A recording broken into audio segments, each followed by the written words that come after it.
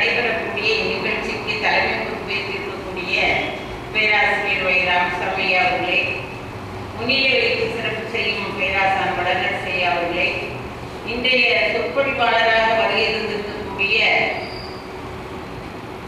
வெற்றி செல்வனை அவர்களே, நல்லதொரு இறைவாழ்த்தை பாடிய இளமுனிவர் பிரபா அவர்களே, வருகையால் திரும்பி சேர்த்த அன்பு நெஞ்சங்களை உங்கள் அனைவரையும் இந்த காலை வேளையில் வணங்கி மகிழ்வதில் மற்றற்ற மகிழ்ச்சியடைகிறேன். வாரந்தோறும் சனிக்கிழமை காலை 10 மணி அளவில் மாநில தமிழ் சங்கத்தில் நடைபெறக்கூடிய உலக திருக்குறள் தகவல் மையத்தின் இந்நிகழ்ச்சியில் நல்லதொரு தலைமை பொறுப்பினை ஏற்று நல்ல விருந்தினை நமக்கு செவிக்கு அழைத்து கொண்டிருக்கக்கூடிய பேராசிரியர் ராமசாமி அவர்கள் நாளும் ஒருவரை தேர்வு செய்து அவர்களுக்கு நல்லதொரு தலைப்பை கொடுத்து, அதுவும் ஈச்சடி ஆகிய 3 சிற்களை மட்டுமே எடுத்துக்கொண்டு அதை நம்மிடையே நல்ல ஒரு செயல்பாட்டோடு இங்கு நடத்தி கொண்டிருக்கக்கூடிய அந்த வை. ராமசாமி ஐயா அவர்களை நினைத்து பெருமை அடைய வேண்டிய ஒரு நிலையில் உள்ளோம். நாளும் அவர்கள் ஒவ்வொருவரையும் அணுகி அவர்களை இங்கு அழைத்து வந்து நன்றாக அவர்களை ஒரு ஆய்வு கட்டுரை போல தேர்வு செய்து நமக்கெல்லாம் வழங்கி கொண்டிருக்கின்றார்கள். அவர்களுடைய மதிப்பை பண்பை பாராட்டி அவர்களை வருக வருக என நான் வரவேற்று போகின்றேன். இன்று நம்முடைய இந்நிகழ்ச்சியை நடத்துவதற்காக முன்னிலை வைத்து நம்முடைய பேராசான் வளர்ச்சி அவர்கள் பல்வேறு நிகழ்ச்சிகள் இருந்தாலும் தவறாது சனிக்கிழமை காலை 10 மணி என்றால் அவர்கள் 9:30 இங்கு வந்து அமர்ந்து விடுகிறார்கள். அவர்களுடைய செயல்பாட்டை கண்டு நாமும் அவர்கள் போல, அவர்கள் தேனி போல இருந்தாலும் நாம் எறும்பு போலவாது சிறப்பாக செயல்பட வேண்டும் என்று நாம் நினைக்கின்றோம். நினைத்த மாத்திரத்திலேயே இருந்து விடுகின்ற மன்னார் அவர்கள் மிக சுறுசுறுப்பாக தன்னை ஆட்படுத்திக் கொண்டு எங்கு நிகழ்ச்சி இருந்தாலும் அங்கு அவர்களை நாம் காணும் விதமாக அவர்கள் செயலாற்றுகிறார்கள். ஆனால் அவர்கள் இந்நிகழ்ச்சியை பார்த்து ரசித்து நம்முடைய சொற்பொழிவு எவ்வாறு இருந்தது என்பதை விமர்சித்து மிக அருமையாக இறுதியில் நமக்கு ஒரு கலந்துரையாடல் என்ற ஒரு நிகழ்ச்சியை வைத்து பல விளக்கங்களை தந்து சிறப்பாக இந்த நிகழ்ச்சியை அவர்கள் நடத்தி கொண்டிருக்கிறார்கள். அன்னார் அவர்களை நான் வருக வருக என வரவேற்று மகிழ்கின்றேன். அடுத்ததாக இன்று நம்முடைய பேச வந்துள்ளவர் வெற்றி செல்வன், வேறு வெற்றி செல்வன் என்பவர். அவர் தமிழுக்கும் அவருக்கும் தொடர்பில்லை என்றாலும் ஒரு தமிழன் என்ற ஒரு செயல்பாட்டின் காரணமாக அவர்கள் வங்கியில் பணிபுரிந்த காலத்தில் இருந்து அவர்களுக்கு தமிழ் மீது அவ்வளவு பற்றுதல் இருந்ததோ இல்லையோ, ஓய்வு பெற்ற பின்பு தமிழ் மீது ஆர்வம் கொண்டு முதுகலை பட்டத்தையும் அவர்கள் சமீபத்தில் பெற்று அது முதல் வகுப்பில் தேர்ச்சி பெற்று மிக சிறப்பான முறையில் இங்கு வருகை தந்து நமக்கெல்லாம் பல கூட்டங்களில் பல்வேறு தலைப்புகளை எடுத்துக்கொண்டு அன்னார் அவர்கள் இங்கு சொற்பொழிவாற்றி நம்மை எல்லாம் மகிழ்வித்துக் கொண்டிருக்கிறார்கள். இன்று அவர்கள் எடுத்துக்கொண்ட தலைப்பு சொல்வன்மை, அதாவது பிறர் ஏற்கும் அளவில் பேசும் திறமை. அடுத்தவர்கள் நாம சொல்றத அடுத்தவர்கள் செவி கொடுத்து கேட்க வேண்டும். எல்லாரும் அந்த மாதிரி பேசக்கூடிய ஆற்றல் இல்லை என்றால் கூட அப்படிப்பட்ட ஒரு தலைப்பை அவர்கள் எடுத்துக்கொண்டு இன்று நமக்கு ஒரு 647வது குறட்பா சொலல் வல்லன் சோர்வில்லன் அஞ்சா அவனை இகழ்வெல்லல் யாருக்கும் அரிது. சொல்றதே மிக எளிமையான ஒரு குறட்பா போல நமக்கு தெரியுது. சொல்லுவதில் வல்லவனாக இருக்க வேண்டும், சோர்வில்லாதவனாக இருக்க வேண்டும், அஞ்சாதவனாக இருக்க வேண்டும் என்றெல்லாம் வள்ளுவ பெருமகனார் கூறி சென்றாலும் கூட அதில் உள்ள இகழ்வெல்லல் யாருக்கும் அரிது என்ற இறுதி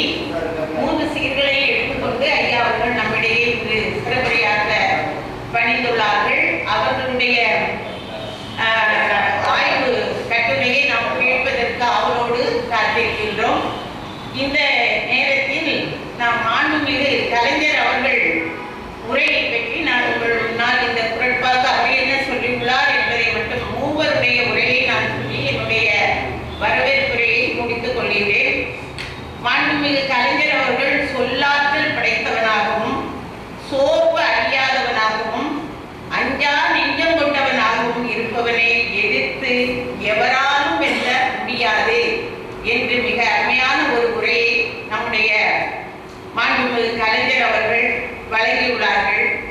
பேராசன் வளனரசு அவர்கள் ஐயா உரையை பார்த்தால் சொல்ல வல்லவனாகவும் சொற்சோர்வு இல்லாதவனாகவும் அவைக்கு அஞ்சாதவனாகவும் இருப்பவனை எதிர்த்து யாராலும் வெற்றி பெற இயலாது. இந்த முரட்பா ஐயா அவர்கள் கொடுத்த உரையை காணும் பொழுது அவர்களை நான் பல்வேறு நிகழ்ச்சிகளில் பார்த்த மாத்திரத்தில் இந்த முரட்பா நம்முடைய ஐயா அவர்களுக்கு மிக பொருத்தமான குரட்பாவாக இருக்கின்றது என்று நான் கருதுகின்றேன். ஏனென்றால் தவறு என்று கண்டுவிட்டால் உடனே அதை அஞ்ச மாட்டார்கள். உடனே எத்தனை பேர் கூடிய கூட்டமாக இருந்தாலும் அந்த இடத்தில் தட்டி கேட்க அவர்கள் அஞ்ச மாட்டார்கள். அதை நான் பல கூட்டங்களில் கண்டிருக்கின்றேன். அந்த நிலையில் அவர்களை நான் சொல்ல கடமைப்பட்டிருக்கின்றேன். வேசுபமானிக்கு நான் சொல்லும் பொழுது மிக எளிமையாக சொல்வன்மை, சோர்வின்மை, அச்சமின்மை உடையவனை யாராலும் வெற்றி பெற இயலாது என்று மிக சுருக்கமான ஒரு உரையை நம்முடைய வேசுபமானிக்கனார் நமக்கு அளித்துள்ளார்கள். இவ்வாறு பல்வேறு உரையாசிரியர்கள் பலவாறு கூறியிருந்தாலும் கூட அதற்குரிய பொருள் ஒன்றாகவே கருதப்படுகின்றது. அந்நிலையில் இன்று நம்முடைய வெற்றி செல்வன் ஐயா அவர்கள் இந்த குரட்பாவை எடுத்துக்கொண்டு அவர்கள் எந்த முறையில் அவர்கள் ஆய்வு செய்துள்ளார்கள் என்பதை நாம் அறிய முடிகின்றது. இன்று அமைதியாக இறுதியில் நமக்கு நன்றி கூற அமர்ந்திருக்கக்கூடிய ராம் முருகனையா அவர்கள், முனைவர் ராம் முருகனையா அவர்கள் பாத அமைதியா ஒரு ஓரமா உட்கார்ந்து கொண்டு அவர்களுடைய சிந்தனை எல்லாம் அறத்துப்பாலில் இருந்து கொண்டே இருக்கிறது என்பதை நாம் எண்ணி பார்க்கவில்லை.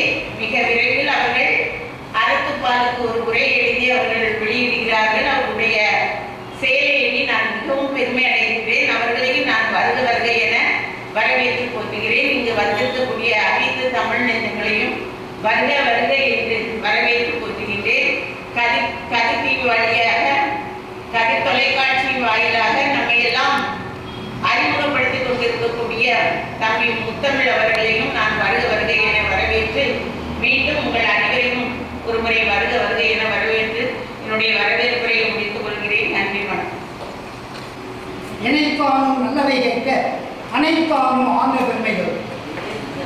உலக திருக்குறள் தகவல் மையத்தின் சார்பாக வாரந்தோறும் நடைபெறுகின்ற திருக்குறள் உரசொற்பொழிவுக்கு வந்திருக்கின்ற அனைத்து தமிழ் சார்ந்தவர்களையும் வணங்கி மகிழ்கிறேன். இன்றைய கூட்டத்திற்கு முன்னிலைக்கின்ற தமிழ் மாமணி ஐயா அவர்களை வணங்கி மகிழ்கிறேன். சிறப்பான இறைவேந்தர் பாடிய திருக்குறள் பிரபா அவர்களை வணங்கி மகிழ்கிறேன்.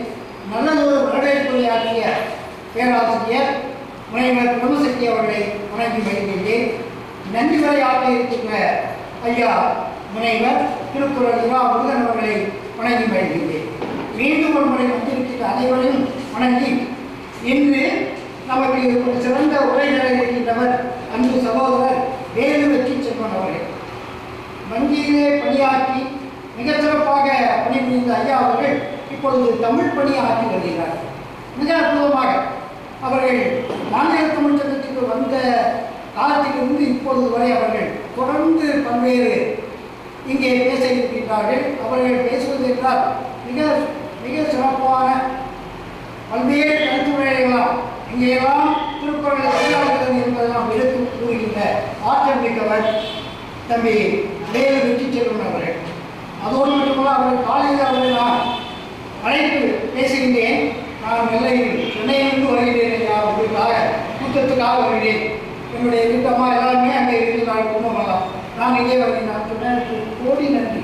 யாரும் இப்படி வருவார்கள், ஐயா வேற யாராவது பேச சொல்லுங்க ஐயா என்று இருந்துருவாங்க. அப்படிலாம் நடந்துட்டு இருக்கு. ஆனால் உங்களை நான் கோடி நன்றி சொல்ல வேண்டும். அந்த அளவுக்கு நீங்கள் அங்கெல்லாம் பல்வேறு பணிகளை எல்லாம் விட்டுட்டு இங்கு வந்து இன்று சனிக்கிழமை பேச வேண்டும். ஏன்னா பேரை கொடுத்துட்டோம். நான் சொல்கிறேன், பேரை கொடுத்தா பொய் தான் ஆகும். அன்பாக சொல்லுவேன், நம்முடைய ஒரு பேச்சாளர் என்பது என்னன்னா பேர் கொடுத்து தான் வந்தோம். எவ்வளோ சிரமம் தான் சொன்னாலும் இக்கட்டான சூழ்நிலைகள் வரும், வந்தால் நம்ம பொறுத்து கொள்ள வேண்டும். ஆகவே ஐயா அவர்களுக்கு நான் கோடி கோடி நன்றியை தெரிவித்துக் கொள்கிறேன். இன்று பேசக்கூடிய அதிகாரம் சொல்வன்மை. அவருக்கு ஏற்ற ஒரு அதிகாரம் 65வது அதிகாரம் சொல்வன்மையில் பிறர் விரும்புமாறு சொல்லக்கூடிய திறன் வாய்ப்பு. கேட்டால் பிடிக்கும் தகையவார் கேளால் கேட்ப முடிவதாம் சொல்றான். அதுபோல் அவர் பேசக்கூடிய ஆற்றல் எங்கேனாலும் போய் பேசுவார். அவரை கூப்பிட்ட மாத்திரத்திலே ஒப்புதல் கொடுக்கக்கூடிய அருமை சகோதரர் வேறு வெற்றி சொல்வார். அவர்கள் இங்கு பேசக்கூடிய குரலினுடைய எண் 647. சொல்லவல்லன் சோர்விலன் அஞ்சான் அவனை இகழ்வல்லல் யாருக்கும் அழிவு. அவர்களுக்கு இகழ்வல்லல் யாருக்கும் அந்த ஈட்டடிதான் கொடுக்கிறது. ஆனால் அவர்கள் பல்வேறு இலக்கியங்களை குறித்து பேசுவார்கள், நம்ம எல்லாம் கேட்க போகின்றோம். அதற்கு முன்னால் நான் என்னுடைய திருக்குறள் ஆசான் வைரிச்செட்டிப்பாளையம் திருக்குறள் மூதறிஞர் ஐயா ஆவே ராமசாமி ஐயா அவருடைய கருத்தை மட்டும் சொல்லி நான் என்னுடைய தலைமையுடைய நிறைவு செய்கிறேன். சொல்லும் ஆற்றலும் சோர்வின்மையும் அவை அஞ்சாமையும் உடையவை யாராலும் அவனை சொற்போரில் வெல்ல இயலாது என்ற ஒரு அற்புதமான உரையை சொல்கின்றார். திருக்குறள் எளிய தெளிவுரையும் பொன்மொழியும் என்ற நூலில் திருக்குறள் மூதறிஞர் ஐயா அவர்கள் இப்படிப்பட்ட சிறந்த கருத்தை எடுத்துக் கொள்கிறார். அவர் சொல்கின்ற போது திருக்குறளின் பெருமையை பற்றி சொல்கிறார். அற்புதமான எனக்கு ரொம்ப பிடிச்சிருக்கிறது. அதையும் உங்களுக்கு தெரிஞ்சு சொல்வதற்காக சொல்கிறேன். திருக்குறள் நமக்கு திருவெல்லாம் தரும் குறள், கற்போருக்கு நற்பயன் தரும் குறள், வாழ்வோருக்கு வாழ்வோரின் தாழ்வு அகற்றி தெய்வமாக்கும் சொல்றார். மூதறிஞர் போற்றும் உப்பார் எப்பாரோருக்கும் தாய்ப்பார். தாய்ப்பார் சொல்றார். எப்பாரோருக்கும் தாய்ப்பார், தப்பாத வாழ்வழிக்கும் நட்பார். அந்த 3 முப்பால் தாய்ப்பால் நட்பால் என்று சொல்கிறார். எல்லா பாலும் எல்லா பொருளும் இதன் பாருங்க, இதில் எல்லா பொருளும் இல்லா பொருள் இல்லை, இது இல்லாத பொருள் இல்லை என்று சொல்கிறார்.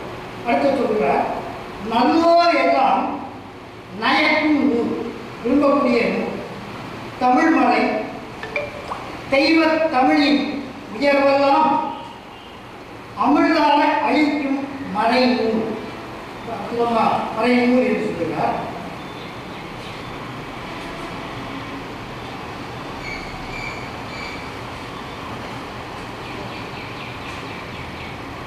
அவருடைய கருத்துக்கள் சொல்லுகின்ற போது திரும்ப சொல்கிறார். பொதுமறை உலகோர் யாவருக்கும் நலமெல்லாம் தருகின்ற மறை, பொய்யாமொழி மையத்தில் வாழ்மையின் வெற்றியை நாட்டும் மொழி, பொய்மை புரட்டுகளை இறக்கி ஐயமகற்றி அறிவில் விளக்கம் தருகின்ற நூல், கீழ்நிலையில் உள்ளோரும் மேல்நிலைக்கு உயர்ந்திட வழிகாட்டும் ஒரே நூல் திருக்குறள். கற்போம் அவள் இருப்போம் வாழ்வோம் உயர்வோம் என்று சொல்லி என்னுடைய தலைமைகளை நிறைவு செய்து கொண்டு ஐயா அவர்களை வேறு வெற்றி செல்வன் ஐயா அவர்களை பேசுவார் உங்கள் எல்லோரும் சார்பாக பணிவன்போடு வேண்டுகிறேன். நன்றி, வணக்கம். உலக திருக்குறள் தகவல் மையம் நடத்தும் கூட்ட எண் 1694. இந்த கூட்டத்தை மிகவும் சிறப்பாக வெற்றி முகத்தோடு வெற்றி நடை போட்டுக் கொண்டிருக்கின்ற இந்த கூட்டத்தை நடத்தி கொண்டிருக்கின்ற அருமை ஐயா முனைவர் வை ராமசாமி அவர்களே, நமக்கெல்லாம் வழிகாட்டியாகவும் தமிழுக்கு பெரும் தொண்டு ஆற்றிக் கொண்டிருக்கின்ற ஏறத்தாழ 80 ஆண்டுகளுக்கு மேல 60 ஆண்டுகளுக்கு மேலாக 60 to 65 ஆண்டுகளாக தமிழ் தொண்டு ஆற்றிக் கொண்டு இருக்கின்ற நமது பேராசிரியர் பேராசான் முதுமுனைவர் வளர்ந்தரசு ஐயா அவர்களை வணங்கி மகிழ்கிறேன். சிறப்பான முறையிலே ஒரு அருமையான தமிழ் வாழ்த்தை பாடி அமர்ந்திருக்கின்ற மூத்த சகோதரி பிரபா கிருட்டிகன் அவர்களை வணங்கி மகிழ்கிறேன். வரவேற்புரையாற்றி என்னுடைய கொடுக்கப்பட்ட பொருளுக்கு சிறிது முன்னோட்டமாக அருமையான விளக்கங்களை தந்து நல்ல ஒரு வரவேற்புரையை கூறி அமர்ந்திருக்கின்ற பேராசிரியை முனைவர் பிரம்மசக்தி தங்கபாண்டியன் அம்மா அவர்களே மற்றும் ஏனைய தமிழறிஞர் பெருமக்களே, உங்கள் அனைவரையும் நான் முதற்கண் வணங்கி மகிழ்கிறேன்.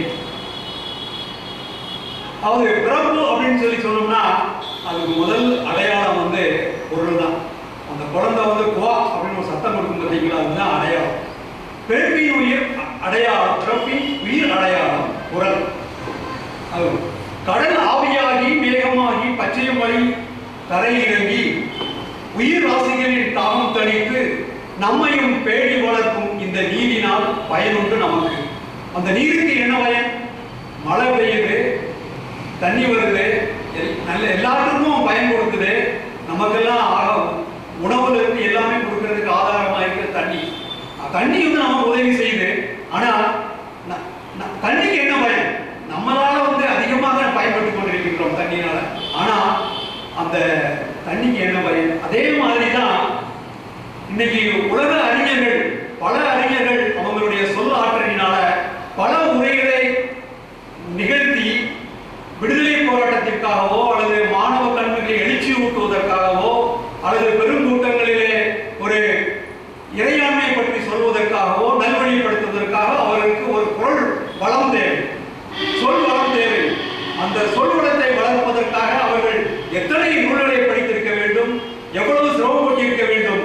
அப்படி அரங்குகளிலே நிறைய அதிகமாக பேச்சாற்றல் பேச்சை சொல்லாற்றலினாலே தொகுத்து வழங்கி மிக சிறப்புரையாற்றி பல்வேறு தலைவர்கள் இருக்கின்றார்கள். ஆனால் நாம் அறிய, கிட்டத்தட்ட இங்கே அமர்ந்திருக்கின்ற அறிஞர்கள் நாம் அறிய, நமக்கு அறிய பல நாடுகளிலே சென்று உரையாற்றி நம்மை எல்லாம் வழிகாட்டி உலகத்திற்கு நிகர அவரும் ஒருவர் சிறந்த பேச்சாளர், அவரும் சுழல்வல்லன், அவரும் ஒரு அஞ்சாதவர், அவரும் ஒரு திறமையான பேச்சாளர் என்று கூறி வளம் வந்து கொள்கின்ற நமது ஐயா வளர்ந்தரசு அவர்கள் தான் நம்மை பொறுத்தவர்களே நமக்கு தெரிந்த சொல்லாற்றல் படித்த சுழல்வல்லன் அஞ்சானவன் என்று நாம் எடுத்துக்கொண்டு அவரையும் நான் மறுபடியும் வணங்குகிறேன். சொல்வன்மை அதிகாரம் 65, அதில் எனக்கு கொடுக்கப்பட்ட குரல் எண் 647. சொல்வன்மை அப்படின்னு சொல்லி சொன்னா சொற்களை சிறப்பாக பயன்படுத்தி செயலில் வெற்றி பெறுதல். அதாவது அது பெருமனாக பேசுறது மட்டும் கிடையாது, எல்லா இடத்துக்கும் அந்த சொல்லாற்றல் வந்து மனிதனுக்கு தேவைப்படுது. நம்முடைய குடும்ப சூழ்நிலையில இருந்து, நம்ம வேலை பார்க்கின்ற அலுவலகத்தில இருந்து, இந்த மாதிரி கூட்டத்தில் பேசுவது வரைக்கும், நிர்வாகம் பண்ணிக்கிற வரைக்கும், ஒரு நண்பரோடு சக நண்பர்களோடு பழகி உறவை மேம்படுத்துவதற்கும் எல்லாத்துக்குமே இந்த சொல் தேவை. அதுதான் அந்த சொல்வன்மைக்கு அழகான விளக்கம் சொல்கிறார்கள். சொற்களை சிறப்பாக பயன்படுத்தி செயலில் வெற்றி பெறுதல் அப்படிங்கிறது. இன்றைக்கு நான் எடுத்துக்கொண்ட ஒரு குரல், ஈற்றடி இகழ்வெள்ளன் யாருக்கும் அறிவு, சுழல்வல்லன் சோர்கினன் அஞ்சான் அவனை இகழ்வெள்ளன் யாருக்கும் அறிவு. அனைவரும் அறிந்த குரல் தான். சுழல்வல்லன் நிறைய சொற்களை கையாண்டி நிறைய சொற்களை கற்று தன்னுடைய பேச்சு நல்ல வல்லமையாக இருக்க வேண்டும், மிகவும் ஒரு மக்களை சென்று அடைய வேண்டும் என்ற அளவுக்கு சொல்லாற்றல் உடையவனாக இருக்க வேண்டும். அது மட்டும் இருந்தால் போதாது, சோர்வு இல்லாதவன். அவன் சோர்வை அடையக்கூடாது, பேசுறதுக்கு மட்டும் கிடையாது, அந்த வார்த்தைகளை கற்றுக்கொள்வதற்கும் பல்வேறு கருத்துக்களை எடுத்துக்கொள்வதற்கும் பலவிதமான நூல்களை கற்றுக்கொண்டு அவன் சோர்வில்லாமல் உழைத்துக் கொண்டே இருக்க வேண்டும். இது இரண்டு மட்டும் இருந்து விட்டால் போது, பயம் கொள்ளலாகாது. பாப்பான்னு சொன்ன மாதிரி அந்த கருத்துக்களை எடுத்து சொல்வதற்கு பயம் இருக்கக்கூடாது என்பதை சொல்கிறார். அதான் அஞ்சானவன். இந்த மூன்று இருந்தா இகழ்வெள்ளல்னா சொற்போர்னு வச்சுக்கலாம். அது முதலில் நான் குறிப்பிட்டது மாதிரி சிறப்பாக செயல்படுத்தி செயலிலே வெற்றி பெறுதல். இன்றைக்கு நான் கூட்டத்தில் பேசிட்டு இருக்கிறேன் அப்படின்னு சொல்லி சொன்னா என்னுடைய சொற்கள், என்னுடைய தகுதிக்கு ஏற்ப, என்னுடைய முயற்சிக்கு ஏற்ப நான் தேடி கொடுத்த கருத்துக்கள், சொற்களை தேர்ந்தெடுத்து இந்த அரை மணி நேரமோ 45 மணித்துளிகளோ சிறப்பாக செயல்பட வேண்டும் அல்லவா? அந்த சொற்போரில ஜெயிப்பது உறுதி அப்படிங்கிறார். அது 3 இருந்தா அந்த அதாவது இந்த எதிர்மறை சொல்ல உபயோகப்படுத்துறாரு. கடைசி இகழ்வுகள் யாருக்கும் அறிவு அப்படி கடினம் அப்படின்னு சொல்லி சொல்றாங்க. இந்த மூன்று தகுதிகளும் இருந்தால் சொல் போரிலே செயல்கின்ற செயலாற்றலிலே நாம் செய்யக்கூடிய செயல்களிலே அவன் தோல்வியை காண முடியாது, அவனை ஜெயிக்கவே முடியாது என்கின்ற அந்த கருத்து தான். இதற்கு தொடர்ந்தாற் போல இந்த அதிகாரத்திலே இருக்கின்ற 3 குறட்பாக்களை ஒரு 4 குறட்பாக்களையும் நான் உங்களுக்காக சொல்ல கடமைப்பட்டிருக்கின்றேன். அதாவது எல்லா சொத்து இருக்கு, எல்லா சொத்துமே இருக்குது. எல்லா சொத்து இருந்தா கூட வள்ளுவர் சொல்வார் இந்த சொல்வன்மை தான் பெரிய சொத்து அப்படின்னு சொல்லி சொல்றாரு. சொல்வன்மை அந்த முதல் அதிகாரத்துல நாணம் என்னும் நலனுடைமை அந்நலம் யானத்தும் உள்ளதும் அன்று. நான் நலம் எனப்படும் சொல்வன்மை ஒருவருக்கு சிறந்த செல்வமாகும். அச்செல்வம் பிற செல்வங்களுக்குள் ஒப்பிட இயலாத சிறப்பு மிக்க செல்வமாகும். இது மிகவும் முக்கியமான ஒரு ஆழ்ந்த சிந்திக்கக்கூடிய ஒரு நிறைய பொருளை தரக்கூடிய பொருட்கள். நீ உலக அளவிலே ஒரு பொருளாதார நிபுணராக எடுத்துக் கொள்ளுங்கள், ஒரு சட்ட வல்லுநர்களை எடுத்துக் கொள்ளுங்கள், நாட்டை அழைக்கின்ற தலைவரை எடுத்துக் கொள்ளுங்கள், கல்லூரியிலே பணியாற்றுகின்ற ஒரு முதல்வரை எடுத்துக் கொள்ளுங்கள், ஒரு பேராசிரியை எடுத்துக் கொள்ளுங்கள், ஆசிரியை எடுத்துக் கொள்ளுங்கள். அவ்வளவு பேரும் வெற்றி பெற வேண்டும் என்றால் இந்த ஒரு சொத்து இருந்தா போதுங்க, சொல்வன்மை மட்டும் இருந்தா போதும். மற்றதெல்லாம் வந்து ஆட்டோமேட்டிக்கா அவர் எல்லாத்தையும் வெற்றி காண்பார். அந்த சொல் ஆற்றல் இருந்ததுன்னா எல்லா செல்வத்தை விட மிகுந்த சிறந்த ஒரு செல்வமாக அவருக்கு இருக்கின்றது என்று சொல்கிறார். அடுத்தது சொல்லுக சொல்லை பிரிதோர் சொல் அச்சொல்லை வெல்லு சொல் இன்மை அறிந்து. அதாவது ஒரு வார்த்தை சொன்னோம்னா அந்த சொல்லை விட இதையும் சொல்லி இல்ல அப்படிங்கிற அளவுக்கு அந்த சொற்களை தேர்ந்தெடுத்து சொல்ல வேண்டும் அப்படிங்கிறது ஒரு அவருடைய கருத்து. இந்த கருத்துல வள்ளுவர் பெரும்பாலும் எல்லா அதிகாரத்திலையும் பார்த்தீங்கன்னா 3-4 குறட்பாக்கள்ல அணிநலன்களை கண்டிப்பா உபயோகப்படுத்தியிருப்பாரு. நான் அறிந்த அளவிலே எந்த அதிகாரத்திலும் குறைந்தது ஒரு 2-3 குறட்பாக்களிலாவது அவர் அணிநலன்களை கையாளாமல் அந்த பொருள் வந்திருக்காரு. அப்படி என்றால் அதை நாம் ஞாபகப்படுத்தி வைத்துக் கொள்வதற்கும் நாம் சிந்திக்கிறதற்கும் அது எளிதாக இருக்கும் என்கின்ற காரணத்தினாலே அவர் அந்த அணிநலன்களை உபயோகப்படுத்துகிறார். இந்த குறட்பாக்களிலும் கூட இந்த முதல் கூறின குறள் ஒன்று, அதாவது நாணலம், அப்புறம் வெள்ளுக சொல்லுக சொல்லை, இந்த 2 சொல்லுமே சொல் பொருள் பின் வரும் நிலை அணி அப்படிங்கிறத வள்ளுவர் கையாண்டு இருக்கின்றார். அதாவது இந்த குறள் எடுத்துக்கிட்டீங்கன்னா சொல் அப்படிங்கிற சொல் வந்துகிட்டே இருக்குது. ஆனா சொல் என்ற பொருள் மாறுபாடு திரும்ப திரும்ப பயன்படுத்தப்பட்டது. நமக்கு சொல்றதுக்கு ஈஸியா இருக்கும். அந்த பொருளை சொல்வதற்கே பார்த்தீங்கன்னா மனதில் பதிந்து வைத்துக் கொள்வதற்கும் ஈஸியாக இருக்கும். கருத்துக்களை பரிமாறுவதற்கும் எளிதாக இருக்கும். சொல்லுக சொல்லை பிரிதோர் சொல் அச்சொல்லை வெல்லும் சொல் இன்மை அறிந்த 6 இடங்களில் அந்த சொல்லுங்கிறத உபயோகப்படுத்துறாரு. அதுக்கு பிறகு இந்த சொல்வன்மை அப்படிங்கிறதுக்கு ஒரு தகுதிகள் வேணும் இல்லையா, பேச்சாளர்கள் அப்படிங்கிற சம்பந்தமா 2 குறட்பாக்களை மட்டும் சொல்லிக்கொள்ள கடமைப்பட்டிருக்கின்றேன். அதாவது இப்போ ஒரு சொல்லுனா 1 மணி நேரம் 2 மணி நேரம் பேசுறது அப்படிங்கிறது ஒரு பேச்சு. குறைந்த நேரத்துல குறைந்த சொற்களை வச்சு நிறைய கருத்துக்களை சொல்லணும். அது சொல்வன்மைக்கு மிகவும் தேவையான ஒரு அடையாளம், தேவையான ஒரு தகுதி என்று எடுத்துக்கொள்ளலாம். அதைத்தான் வள்ளுவர் அழகா சொல்றாரு. பல சொல்ல காமுறுவர் மன்ற மாசற்ற சில சொல்லால் தேட்டாதவர். உண்மையிலே குற்றமற்ற சில சொற்களால் சுருக்கமாக சொல்ல தெரியாதவர்கள் பயனற்ற சொற்களை பேச விரும்புவர் அப்படிங்கிறார். அதாவது குறைந்த சொற்களை வச்சு நிறைய கருத்துக்களை நம்ம சொல்லணும் அப்படிங்கிறது அது ஒரு தகுதியா இருக்கணும். சொல்வன்மையில அது ஒரு நல்ல சிறந்த பேச்சாற்றல் உள்ளவனுக்கு அது ஒரு தகுதியாக இருக்கணும். அதற்கு அடுத்தபடி சொல்ற நம்ம நிறைய படிச்சிருக்கலாம், பெரிய அறிஞராக இருக்கலாம், பெரிய மருத்துவராக இருக்கலாம், விஞ்ஞானியா இருக்கலாம். ஆனா ஒரு கூட்டத்தில் நின்று தனக்கு பட்டதை தான் செய்யக்கூடியதை நான் செய்து கொண்டிருக்கின்றத மக்களுக்கு சிறந்த முறையில் வெளிநாட்ட முடியலன்னா அந்த எதுவும் பிரயோஜனம் இல்லை அப்படிங்கிறதுக்காக என்ன சொல்றாருன்னா சொல்வன்மை அவ்வளவு முக்கியம் அப்படிங்கிறதுக்கு அங்கே ஒரு சாதாரண ஒரு ஓமை வச்சு நான் சொன்ன மாதிரி அந்த ஓமை அணிகள்னு சொல்லுவாங்க பார்த்தீங்களா, அந்த அணிகள்ங்கிற சாதாரண ஒரு ஓமை அணியை வச்சு அருமையான ஒரு கருத்து சொல்றாரு பாருங்க. இனர் உழ்த்தும் நாரா மலரணிய கற்றது உணர விழித்துறையாக. அதாவது நான் கற்றதை பிறருக்கு புரியும் வண்ணமாக விரிவாக விளக்க முடியாதவர் கொத்தாக பூத்திருந்தாலும் நறுமணம் இல்லாத மலர்களை போன்றவர் ஆவார்.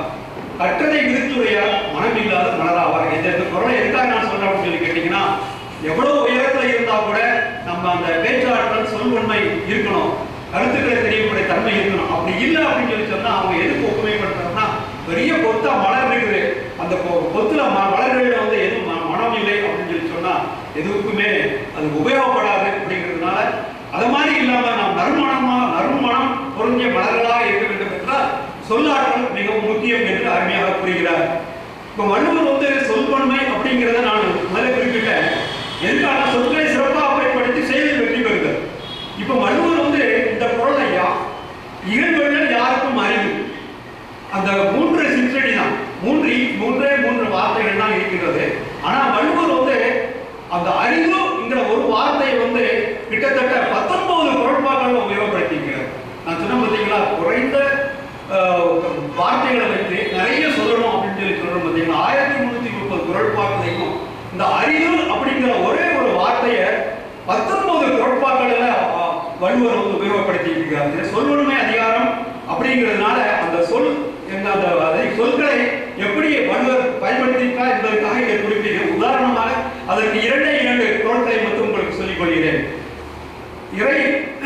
இறைவணக்கம் என்கின்ற அதிகாரத்துல 7வது குறள், தனக்கு உண்மை இல்லாதால் தார் சேர்ந்தாருக்கு கல்லால் மனக்கவலை மாற்றல் அரிது. இறைவன் வந்து ஒப்பற்றவன், அவனுக்கு நிகர் யாருமே இல்லை. ஆனா அவனிடத்துல போய் நம்ம அவன் ரொம்ப சிறப்பு வாய்ந்தவன், அவன்கிட்ட போய் நம்ம சரணடையல அப்படின்னு சொல்லி சொன்னா நமக்கு கவலைகள் ஒரு நாளும் தீராது. கவலைகள் தீர்வது கடினம் அப்படிங்கிற இடத்துல அந்த அரிதுங்கிற வார்த்தை சொல்றாங்க. அதுக்கடுத்து நல்லுறவுங்கிறதுல 1049வது குறள், அதாவது நெருப்பு இருக்குன்னு வச்சுக்காங்க, நெருப்புல வந்து ஒருத்தர் தூக்கிடலாம், அதாவது நெருப்புல வந்து நம்ம தூக்கிடலாம். ஆனா பஞ்சம் பசி பட்டினியில் இருக்கிறான் பார்த்தீங்களா, அது வந்து ரொம்ப தாங்கி கொள்ள முடியாத ஒரு செயல் அப்படிங்கிறதுக்காக அந்த அரிதுங்கிற ஒரு வார்த்தையை உபயோகப்படுத்துகின்றார். நெருப்பினுள் துஞ்சலும் ஆகும், நிரப்பினுள் யாதென்றும் கண்பாடு அரிது, சுட்டு எரிந்து சாம்பலாக்கும் நெருப்பிலும் கூட ஒருவன் சுகமாக கண்மூடி தூங்கி விடலாம், ஆனால் வறுமை எனும் நெருப்பில் கண்ணுயர்ந்து தூங்க முடியாது அப்படின்னு சொல்லிட்டு இந்த அரிதுங்கிறத ஒரு வார்த்தையை வந்து வள்ளுவர் கிட்டத்தட்ட 19 குறட்பாக்கள் உபயோகப்படுத்தியிருக்கின்றாரு. அந்த சொல்வன்மை அப்படிங்கிறத நான் பதிவு கொள்ளப்படுகிறேன். சரி, இப்போ வந்து சொல் தோன்றிய விதமும் சொல்லாற்றல் ஒரு எப்படி வந்து படைக்கலங்களாக ஆகிறது அப்படிங்கிறத பற்றி ஒரு சிறிய தொகுப்பு. இப்போ தொல்காப்பியர் ஒரு விளக்கம் கொடுத்திருக்கிறாரு சொல் அப்படிங்கிறதுக்கு. சொல்லதிகாரம் தனி அதிகாரமே எழுதியிருக்கிறார் ஐயா அவர்கள். உயர்தினை என்மனர் மக்கள் சுட்டே, அக்கிரிணை என்மனர் அவர் அளப்பிறவே, ஆயிரம் திணைகளில் இசைக்கும் சொல்லே. மக்களை உயர்தினை என்றும் மக்கள் அல்லாதவற்றை எல்லாம் அக்கிரிணை என்றும் கூறுவர். இவ்விரு திணைகளை பற்றி சொல்லப்படுபவை உயர்தினை சொல், அக்கிரிணை சொல் இரண்டாம் அப்படின்னு சொல்லி சொல்றார். மக்கள் வந்து ஒண்ணு மனிதர் இனம், மக்கள் இனம், இன்று ஒன்று அக்கிரிணை இனம். இந்த இரண்டை பற்றி நம்ம சொல்லணும் அப்படின்னு சொல்லி சொன்னா அதுக்கு சொல் வேணும். சொல் இல்லாதனா எதுவுமே நமக்கு வந்து சொல்லுதான் சொற்கள் தான் நம்ம வந்து அதை நம்ம வெளிப்படுத்துறதுக்கு ஒரு அடையாளமாக இருக்கின்றது சொல் அப்படின்றது தொல்காப்பியர் சொல்லுகிறார். இப்போ சொல் எவ்வாறு தோன்றியது, சொல்லாற்றல் எப்படி ஒரு படைக்கலங்களாக இருக்கிறது என்பதை பற்றி ஒரு சிறிய தொகுப்பு. ஒளியை போல காற்றை போல ஒளியும் எல்லையற்ற சக்தி வாய்ந்தது. வைகளை கலைந்து பொழுது போகின்ற வேளையில் காற்றோடு காற்றாக நாத வெள்ளமாக கடந்து வருகின்ற பறவைகளின் ஆளோட ஒளி, மலையிலேயே நீந்து தாவி வருகின்ற அருவியின் ஓசை, கடல் அலைகளின் ஆரவார இறைச்சல், இவையெல்லாம் இயற்கை தருகின்ற சீதனங்களாகும். கூகையின் கூவுதலை, ஆந்தையின் அலறலை, நரிகள் ஊழையிடுவதை பிளாக்னத்தின் எச்சரிக்கை என மனிதன் கருதினான் ஆதிகாலத்தில். காவல் காக்கும் பூக்கள் குலைப்பதும், அரண்யம் அதிக சிங்கம் கர்ஜிப்பதும், வீரத்தின் பாய்ச்சலுக்கு புலி உருமுவதும், அஞ்சிட மாட்டேன் என்று யானை பிடிவதும் உறுதியின் வெளிப்பாடுகளாக எண்ணினான். கிளி கிள்ளை மொழி பகர்வதும், மயில் அகவுவதும், குயில் மோனக்குரலை எடுத்து இதய நாடிகளை வருடுவதும், நெஞ்ச தடாகத்தில் கிளர்ச்சி அலைகளை எழுப்ப உள்ளதாக போற்றினான். மனதிலே நினைப்பதை சைகை மூலம் சக மனிதனுக்கும் சக மனுஷிக்கும் புலப்படுத்தியவன். எழுகின்ற ஒளியின் மூலமாக, குரலின் மூலமாக, அதை வகைப்படுத்துவதன் மூலமாக தன் எண்ணங்களை அவர்களோடு பரிமாறிக்கொள்வதை சொல் பிறந்தது. இந்த ஒரு வருத்தம் நமக்கு முக்கியமானது. இந்த நான் சொல் என்கின்ற ஒரு வார்த்தைக்கு குரலின் மூலமாக வகைப்படுத்துவதன் மூலமாக தன் எண்ணங்களை அவர்களோடு பரிமாறிக்கொள்வதனாலே சொல் பிறந்தது. எண்ணங்களை பரிமாறிக்கொள்வதனாலே சொல் பிறந்தது. சொல்லை பதிப்பிக்கும் எழுத்து உருவாயிற்று. சொல்கள் இருக்குது, அதை பதிப்பிக்கிறது எழுத்து. எழுத்து என்னும் கருவறைக்கு, எழுத்து என்னும் கருவறைக்கு சொல் உயிர்கள் ஆயிற்று. இப்போ ஒரு பாத்திரம் இருக்குன்னு வச்சுக்காங்களேன், பாத்திரத்துல எவ்வளவு தண்ணி இருக்குன்னு சொல்லி பார்த்தீங்கன்னா ஒரு தட்டுனா அதில் தெரிஞ்சிடும் நமக்கு எவ்வளவு தண்ணி இருக்கு. அதே மாதிரி ஒரு மனிதன் எப்படிப்பட்டவன் என்பதை அறிந்து கொள்வதற்கு, தன்மையானவன் அப்படி அறிந்து கொள்வதற்கு, அவன் எத்தகையவன், அறிவு சார்ந்தவனா, உண்மையிலே அவன் பேச்சாற்றல் பேசுகின்ற பொழுது தயார் செய்து கொண்டு பேச்சாற்றுகிறானா என்று அவனை பார்ப்பதற்கு அவன் சொற்களை வைத்துக் கொண்டே நாம் கண்டுபிடித்துக் கொள்ளலாம்.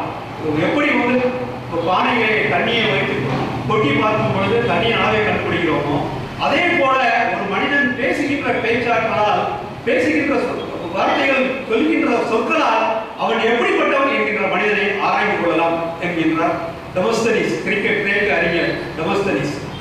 எங்கெல்லாம் நாகரிகம் வளர்ந்ததோ, மனித குலத்தின் பண்பாடு சிறந்ததோ, மொழி உயர்ந்ததோ, காவியங்கள் எழுந்ததோ, அங்கெல்லாம் சொல்லாற்றல் ஒரு படைக்கருவி ஆயிற்று. கலைகளை காண்பதற்கும், எதிரிகளை சந்திப்பதற்கும், திரண்டு இருக்கின்ற கூட்டத்தை உணர்ச்சிப்படுத்துவதற்கும், கட்டளைகளை பிறப்பிப்பதற்கும், ஆசிரியர்கள் மாணவ மாணவிகளுக்கு சிறப்பாக பாடம் கற்றுக் கொடுப்பதற்கும், பணியாற்றும் இடங்களிலே அதிகாரிகள் சக பணியாளர்கள் இலக்குகளை நிர்ணயிப்பதற்கும், அதை அடைவதற்கும் வேண்டிய செயல் திட்டங்களை விளக்குவதற்கும், இல்லங்களில் குடும்பாக்கத்தை பராமரித்து அவர்களோடு இணக்கமாக வாழ்வதற்கும் கூட இந்த சொல்லாற்றல் படைக்கடன்களாக அமைந்திருக்கின்றது. இப்போ ஒரு சிறிய உதாரணம், ஆங்கில இலக்கியத்திலிருந்து ஒரு சின்ன ஒரு உதாரணம். அதாவது ஷேக்ஸ்பியர் என்கின்ற ஒரு நாடக ஆசிரியர் 37 நாடகங்களுக்கு மேலே எழுதியிருக்கிறார். அதுல ஒரு நாடகத்திலிருந்து ஒரு செயலை குறிப்பிட, ஒரு காட்சியை குறிப்பிடுகிறேன். இதற்கு நம்ம குறிப்பிட்ட தலைப்புக்கு அது ஒப்புமையாக அது அமையும். அதாவது அந்த இதுல வந்து ஜூலியஸ் சீசர் வந்து பேராசைக்காரன். அவன் வந்து நல்லவன் தான், ஆனா வந்து ரொம்ப ஒரு சர்வாதிகாரியாக இருக்கின்றான். அவனுக்கு கீழே யாருமே இருக்கக்கூடாது அப்படிங்கிறது அவனுடைய கொள்கை. அவரை எதிர்ப்பவர்கள் புரூட்டஸ், கேசிடோ என்கின்ற 2 நபர்கள், 2 பேரும் திட்டம் தீட்டி அந்த புரூட்டஸ் சீசரை கொன்று விடுகிறார்கள். மார்க் ஆண்டனி எப்பொழுதுமே சீசருக்கு நெருங்கிய நண்பன். அப்படி அவன் ஒரு காலகட்டத்திலே கொல்லப்பட்டு விடுகிறான். கொல்லப்பட்டு அவனுடைய உடம்பு, பூத உடம்பு வைத்துக் கொள்ளப்பட்டிருக்கின்றது. அனைவரும் வருகின்றார்கள். அந்த நாட்டு மக்கள் எல்லாம் ஒரு ஆச்சரியமா இருக்கின்றது, இப்படி கொன்று விட்டார்களே என்று. அப்பொழுது புரூட்டஸ் முதலே சொல்கிறான், சீசர் மிகவும் நல்லவன் தான், நான் அவனை நேசிக்கிறேன், ஆனால் அவனை விட இந்த ரோம் ராஜ்யத்தை நான் அதிகமாக நேசிக்கின்றேன். ஏனென்றால் இந்த சீசர் தொடர்ந்து ஆட்சி செய்தால் மக்கள் நிம்மதியாக இருக்க முடியாது, சர்வாதிகாரியாக இருந்து மக்களை அழித்து விடுவான் என்றதனால் அவனை விட நான் ரோமை அதிகமாக காதலிக்கின்றதனால் நேசிக்கின்றதால் அவனை கொன்று விட்டேன் என்று சொல்கிறார். அந்த நேரத்திலே ஆண்டனி வருகிறார், அவருடைய நண்பர் மார்க் ஆண்டனி.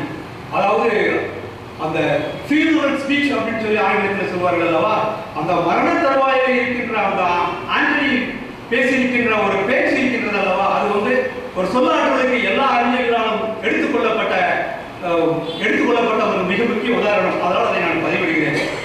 அதாவது புரூட்டஸ் வந்து கொண்டுட்டான், மக்கள் வந்து புரூட்டஸ் சொல்லிட்டு நான் கொண்டுறேன் அப்படின்னு சொல்லி சொல்றான். மக்கள் வந்து இவன் ஒருவேளை கொண்டது நியாயம் தான் அப்படிங்கிற சூழ்நிலையில சொல்கிறாங்க. ஆனா ஆண்டனி வந்து அந்த இடத்துல ஒரு சின்ன ஒரு ஸ்பீச் கொடுக்கிறாரு. அந்த ஸ்பீச், அந்த ஒரு உரை, அருமையான உரை, சொல்லாற்றலோடு அமைந்த ஒரு உரையாற்றுகிறார். அந்த உரையை கேட்டவுடன் மக்கள் மனம் திரும்புகிறார்கள். அந்த உரையை அவன் எப்படி அமர்த்தினான், எப்படி மக்களை அணுகினான் அப்படிங்கிறதுனா அதுல ஒரு சொல்வன்மையை இருக்கக்கூடிய ஒரு செயல். ஆண்டனி வர்றாரு, அது ஒரு 4 வரிகள் மட்டும் சொல்லிக் கொள்கிறேன்.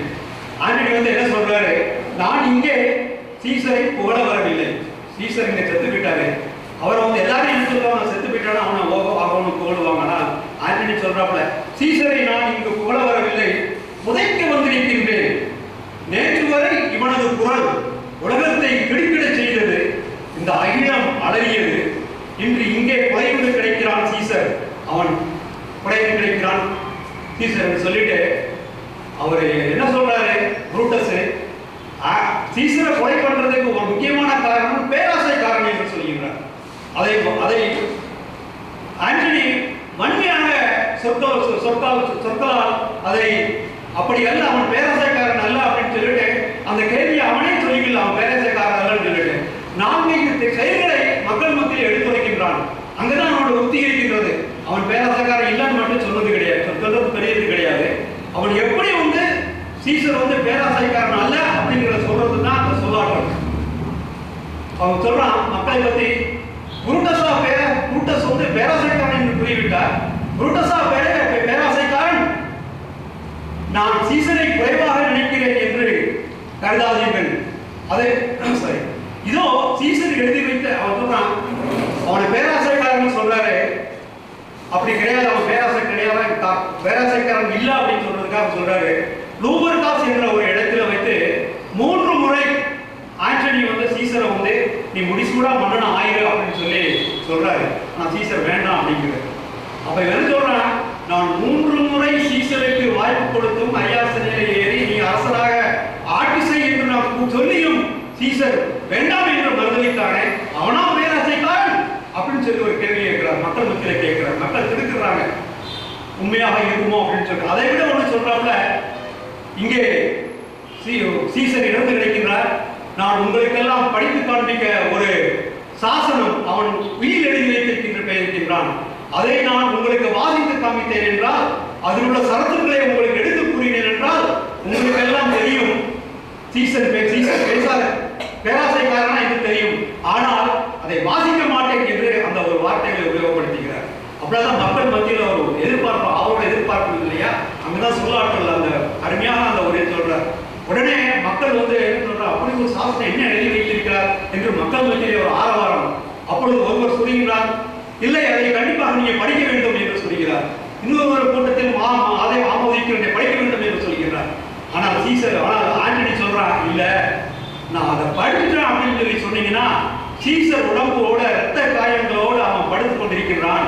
நான் படித்து முடித்த பிறகு அந்த சரத்துக்களை நீங்கள் கேள்விப்பட்டவுடன் அவன் பேராசக்காரன் அல்ல அப்படின்னு கூறி நீங்கள் வைத்திருக்கின்ற அவன் மேலே உடம்பிலே வந்து பாய்ந்து அவனை முத்தமிடுவீர்கள், கையிலே வைத்திருக்கின்ற கைக்குட்டைகளை வைத்து அதை ரத்தத்தை துடைப்பீர்கள், உங்கள் கைக்குட்டைகள் அனைவரும் ரத்தமாகிவிடும், நீங்கள் உணர்ச்சி குணமாக ஆகிவிடும் இந்த இடம், அதனால் அதை நான் படிக்க மாட்டேன் என்று சொல்கின்றான்.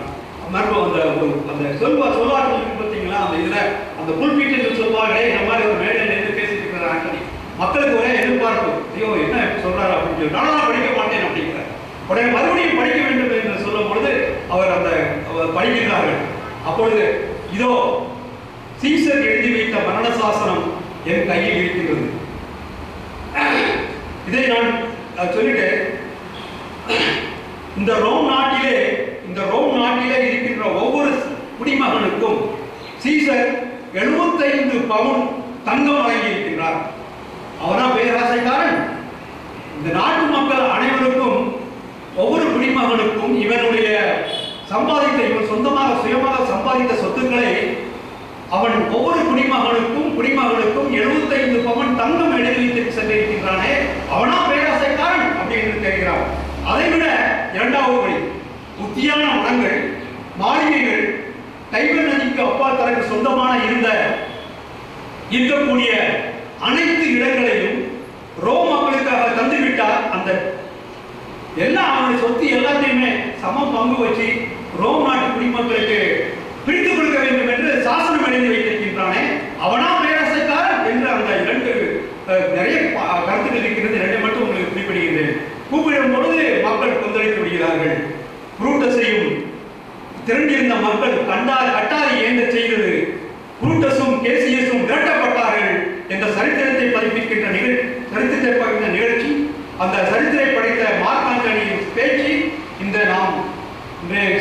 இன்னைக்கு நாம் பேசிக் கொண்டிருக்கின்ற பொருளுக்கு மிகவும் ஒற்று போகக்கூடிய ஒரு செயல் என்பதை குறிக்கப்படுகிறது. அதுக்கப்புறம் கேட்டீங்கன்னா இதுல வந்து விவிலியத்துல பைபிள்ல ஒரு அருமையான ஒரு கருத்துக்கள் இருக்கின்றது. சொல்லாற்றல் அப்படின்னு சொற்கள் நிறைந்த ஒரு சிறிய சொற்கள் தான். வள்ளுவர் சொன்ன மாதிரி குறைந்த சொற்களை வச்சு நிறைய கருத்துக்கள் சொல்லணும்னு சொல்லுவாங்க பார்த்தீங்களா. அதே மாதிரி இயேசு கிறிஸ்து மத்தேயு எழுதின அதிகாரம் எல்லாருக்கும் தெரிந்தது தான். மத்தேயு 5ஆம் அதிகாரம், மத்தேயு எழுதின சுவிசேஷத்துல 5வது அதிகாரத்துல மலையில ஏறி அவர் பிரசங்கம் பண்றத வார்த்தைகள் சொல்லியிருக்கிறார். இது எதுக்காக குறிப்பிடுகிறேன் என்றால், வார்த்தைகளோ மிகவும் எளிமை, சொற்களோ மிகவும் எளிமை, ஆனால் அது இருக்கிற கருத்துக்கள் சாதாரண மனிதனை கூட ஒரு எழுச்சி ஊட்டக்கூடிய கருத்துக்கள் அல்ல. சிறந்த ஆளுமைகள், உலகத்திலே பல்வேறு தலைவர்கள், சுதந்திர போராட்ட வீரர்கள், நாட்டின் பிரதமர், நாட்டின் முக்கியமான பகுதி, முக்கியமான செயல்திட்டத்தை செயல்படுத்தக்கூடிய அதிகாரிகளுக்கு அந்த இயேசு கிறிஸ்துவின் மலைப்பிரசங்கம் மிகவும் அவர்களுக்கு ஒரு கோட்பாடாக அமைந்தது என்பதை குறிப்பிட்டுக் கொள்கிறேன். குறிப்பாக கியூபா என்கின்ற நாட்டில பிடரல் காஸ்ட்ரோ என்கின்றவன் அவன் ஒருவன், மகாத்மா காந்தி ஒருவர். நாம் படித்த இந்த 2 பேரை மட்டும் குறிப்பாக குறிப்பிட்டிருக்கிறார்கள். இந்த 2 நபர்களுக்கும் அந்த 4 அந்த இயேசு கிறிஸ்து கூறிய மலைப்பிரசங்கம் அது வந்து மிகவும் அவர்களுக்கு ஒரு தூண்டுகோலாகவும் ஒரு கோட்பாடாகவும் ஒரு வழிகாட்டியாகவும் இருந்தது என்பதை குறிப்பிடுகின்றார்கள்.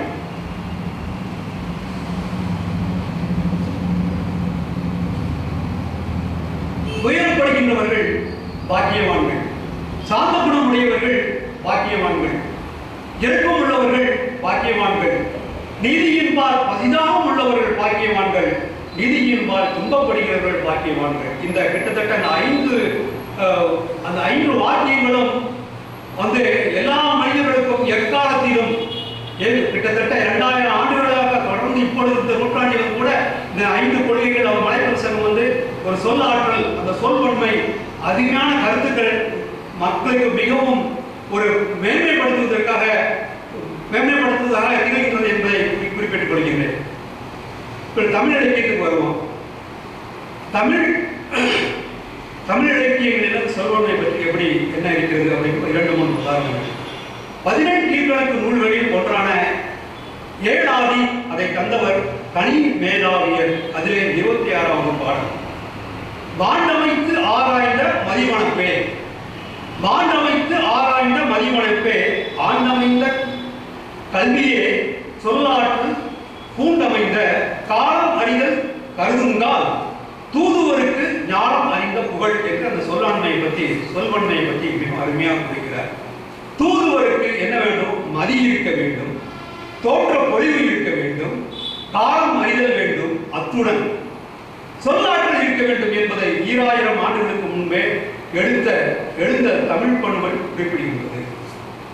இப்போ இது ஒன்று. இப்போ இலக்கியத்தில் கேட்டீங்கன்னா நம்ம நினைக்கிட்டு இருக்கிறோம் சொல்வன்மை இந்த காலத்துல தானே நம்ம வந்து சொல்வன்மை பற்றி பேசிட்டு இருக்கிறோம் அப்படின்னு சொல்லி சொல்றோம். இல்லை, பண்டைய காலத்துல தமிழர்கள் வந்து அந்த சொல்லாற்றலுக்கு சொல்வன்மைகளுக்கு வந்து எவ்வளவு முக்கியம் கொடுத்தார்கள், விவாதங்களுக்கு எவ்வளவு முக்கியம் கொடுத்தார்கள் அப்படி இருக்கிறதுக்கு தமிழ் இலக்கியங்களில் நிறைய இடங்கள் எடுத்துக்காட்டுகள் இருக்கிறது. அதில் 2-3 இடங்கள் மட்டும் உங்களுக்கு சொல்லிக் கொடுக்கும். 10 பாட்டுகளில் பட்டினப்பாலை என்கின்ற ஒரு நூல் பண்டைய சோழ நாட்டின் சிறப்பு, சோழ நாட்டின் தலைநகரான காவிரி பூம்பட்டினத்தின் சிறப்பு, அதன் செல்வ வளம், கரிகாலனுடைய வீர செயல்கள், மக்கள் வாழ்க்கை முறை ஆகியவற்றை எடுத்து இயக்கும் இப்பாடல் 301 அடிகளால் அமைந்துள்ளது. இதை இயற்றியவர் கடியலூர் உத்திரன் கண்ணனார். இதுல 3 அடிகள் மட்டும் நான் கூறுகிறேன். துறை போகிய தொல்லாணி நல்லாசிரியர் உரல் குறித்து எடுத்த உருகலும் கொடியும். அதாவது என்ன சொல்றாருன்னா, அந்த சோழ நாட்டில பத்தி அந்த சோழ நாட்டில் நிறைய அரங்கங்கள் இருந்தது, விவாத அரங்கங்கள், விவாத மேடைகள் இருந்தது அப்படிங்கிறது எடுத்துக்காட்டு. அந்த இப்ப நம்ம எல்லாம் பார்க்கணும், ஒரு விழா நடந்ததுன்னா, ஒரு கட்சி விழா நடந்தா அந்த கட்சி கொடி மட்டும் மறக்கும். ஆனா ஒரு பள்ளியிலேயோ கல்லூரியிலேயோ நடக்கக்கூடிய விழாக்களுக்கு போனோம்னா எல்லா வண்ணங்களையும் அங்க ஒரு கொடிகள் பறக்கும். அதுக்கு அடையாளம் என்னன்னா அங்க ஒரு நிகழ்ச்சி நடக்கிறது அப்படிங்கிறது ஒரு அதே மாதிரி பண்டைய காலத்துல சங்க காலத்துல கூட ஒரு கூட்டங்கள் அமைந்து அரங்கங்கள் அமைத்து கொடிகள் அமைத்து அந்த விவாத அரங்கங்கள் இருந்தது அதாவது தமிழன் சொல்வன்மைக்கும் சொல்லாற்றலுக்கும் விவாதங்களுக்கும் எவ்வளவு முக்கியம் கொடுத்திருக்கின்றான் என்பது இந்த காலத்தில் மட்டுமல்ல, பண்டைய காலத்தில் இருந்தே ஆதி காலத்தில் இருந்து தமிழன் சொல்வன்மைக்கும் சொல்லாற்றலுக்கும் ஒரு முக்கியத்துவம் கொடுத்தான் அப்படிங்கிறதுக்கு உதாரணம். விவாத அரங்குகளில் பொய்கள் கட்டப்பட்டிருந்தன, அங்கே சான்றோர் பேசுகின்றனர், கேள்விகள் தொடுக்கின்றனர், பதில் பிடிக்கின்றனர், விவாதங்கள் நடக்கின்றன என்று. இதே பார்த்தீங்கன்னா அந்த சொல்றீங்களா, எல்லாரையும் நேசிக்கணும், குறிப்பிட்ட மதத்தவரை நம்ம வேண்டாம்னு சொல்லக்கூடாது, இது வந்து உண்மையான ஒரு குறிப்பிட்ட மதத்தை சார்ந்த நாடு கிடையாது அப்படின்னு சொல்லிட்டு இன்னைக்கு நம்ம பேசிட்டு இருக்கிறோம். ஆனா இப்படி நம்ம இன்னைக்கு பேசிட்டு இருக்கிறோம்னா பேச வேண்டிய தேவையே கிடையாது. நம்ம தமிழர்கள் அந்த காலத்துல வந்து அப்படிதான் இருந்திருக்கிறாங்க. எல்லா மதத்தினரையும் இப்போ ஒரு கிறிஸ்துவ கூட்டம் நடந்ததுன்னு சொன்னா அங்க ஒரு சமணத்தவரை வந்து பேச சொல்லுவாங்க. இதே யோவான் கல்லூரியில நான் அறிந்த ஒரு நிகழ்வு, ஒரு முறை கல்லூரி முதல்வராக இருந்த வேதசுவரமணி என்கின்ற பேராசிரியர் முதல்வர் அவர்கள் கிருபானந்த வாரியாரை அமைத்து அங்கே ஒரு சமய சொற்பொழிவு ஆற்ற கூறியிருக்கின்றார்கள். பார்த்துக் கொள்ளுங்கள், நாம் வந்து எல்லா மதத்தையும் நேசிக்க வேண்டும் என்று நாம் இப்பொழுது கூறிக்கொண்டிருக்கின்றோம். இப்பொழுது ஏன் அதிகமாக கூறுகிறோம் என்றால், மற்ற மாநிலங்களை விட நாம் அதிகமாக கூறுகிறோம் என்றால் அது நம்ம ரத்தத்திலே ஊறியது. அதற்கு ஒரு எடுத்துக்காட்டு, சீத்தலை சாத்தனார், மணிமேகலையை தீட்டிய சீத்தலை சாத்தனார் அந்த மணல் பரப்பை பற்றி சொல்றாரு. அப்படி வந்து சொல்லறதுக்கு சொல்லாட்டத்துக்கு முக்கியத்துவம் கொடுத்தார் அப்படிங்கிறது ஒரு சின்ன ஒரு 4 வரிகள் பாடம். அள்ளங்காடியும் நாளங்காடியும் பூத சதுக்கமும் பாவை மன்றமும் இடம்பெற்றிருந்த காவிரி பூம்பட்டினத்தில் இந்திர விழா நடக்கின்றது. அவர் சொல்கிறார், தன்மணல் பரப்பிலும் தாழ்தரும் பொதியிலும் புண்ணிய நல்லுரை அறிவி பொருந்துமின் ஓட்டிய சமயத்து உருபொருள் வாதிகள் அட்டி மண்டபத்து ஆம்பரிந்து ஏறுமின் அப்படின்னு சொல்றார். இதுல முக்கியமான ஒரு அழகான வார்த்தைகள் பாருங்க, என்ன அழகான வார்த்தைகள். புண்ணிய நல்லுரைகளை அறிந்தவர்களே வாருங்கள், புண்ணிய நல்லுரைகளை அறிந்தவர்களே இங்கு வாருங்கள். இங்கே விருட்சியான மணல் விரிக்கப்பட்டிருக்கிறது, இந்த விருட்சங்களின் நிலையிலே விவாதங்கள் நடக்கின்றன, இங்கே வாருங்கள்.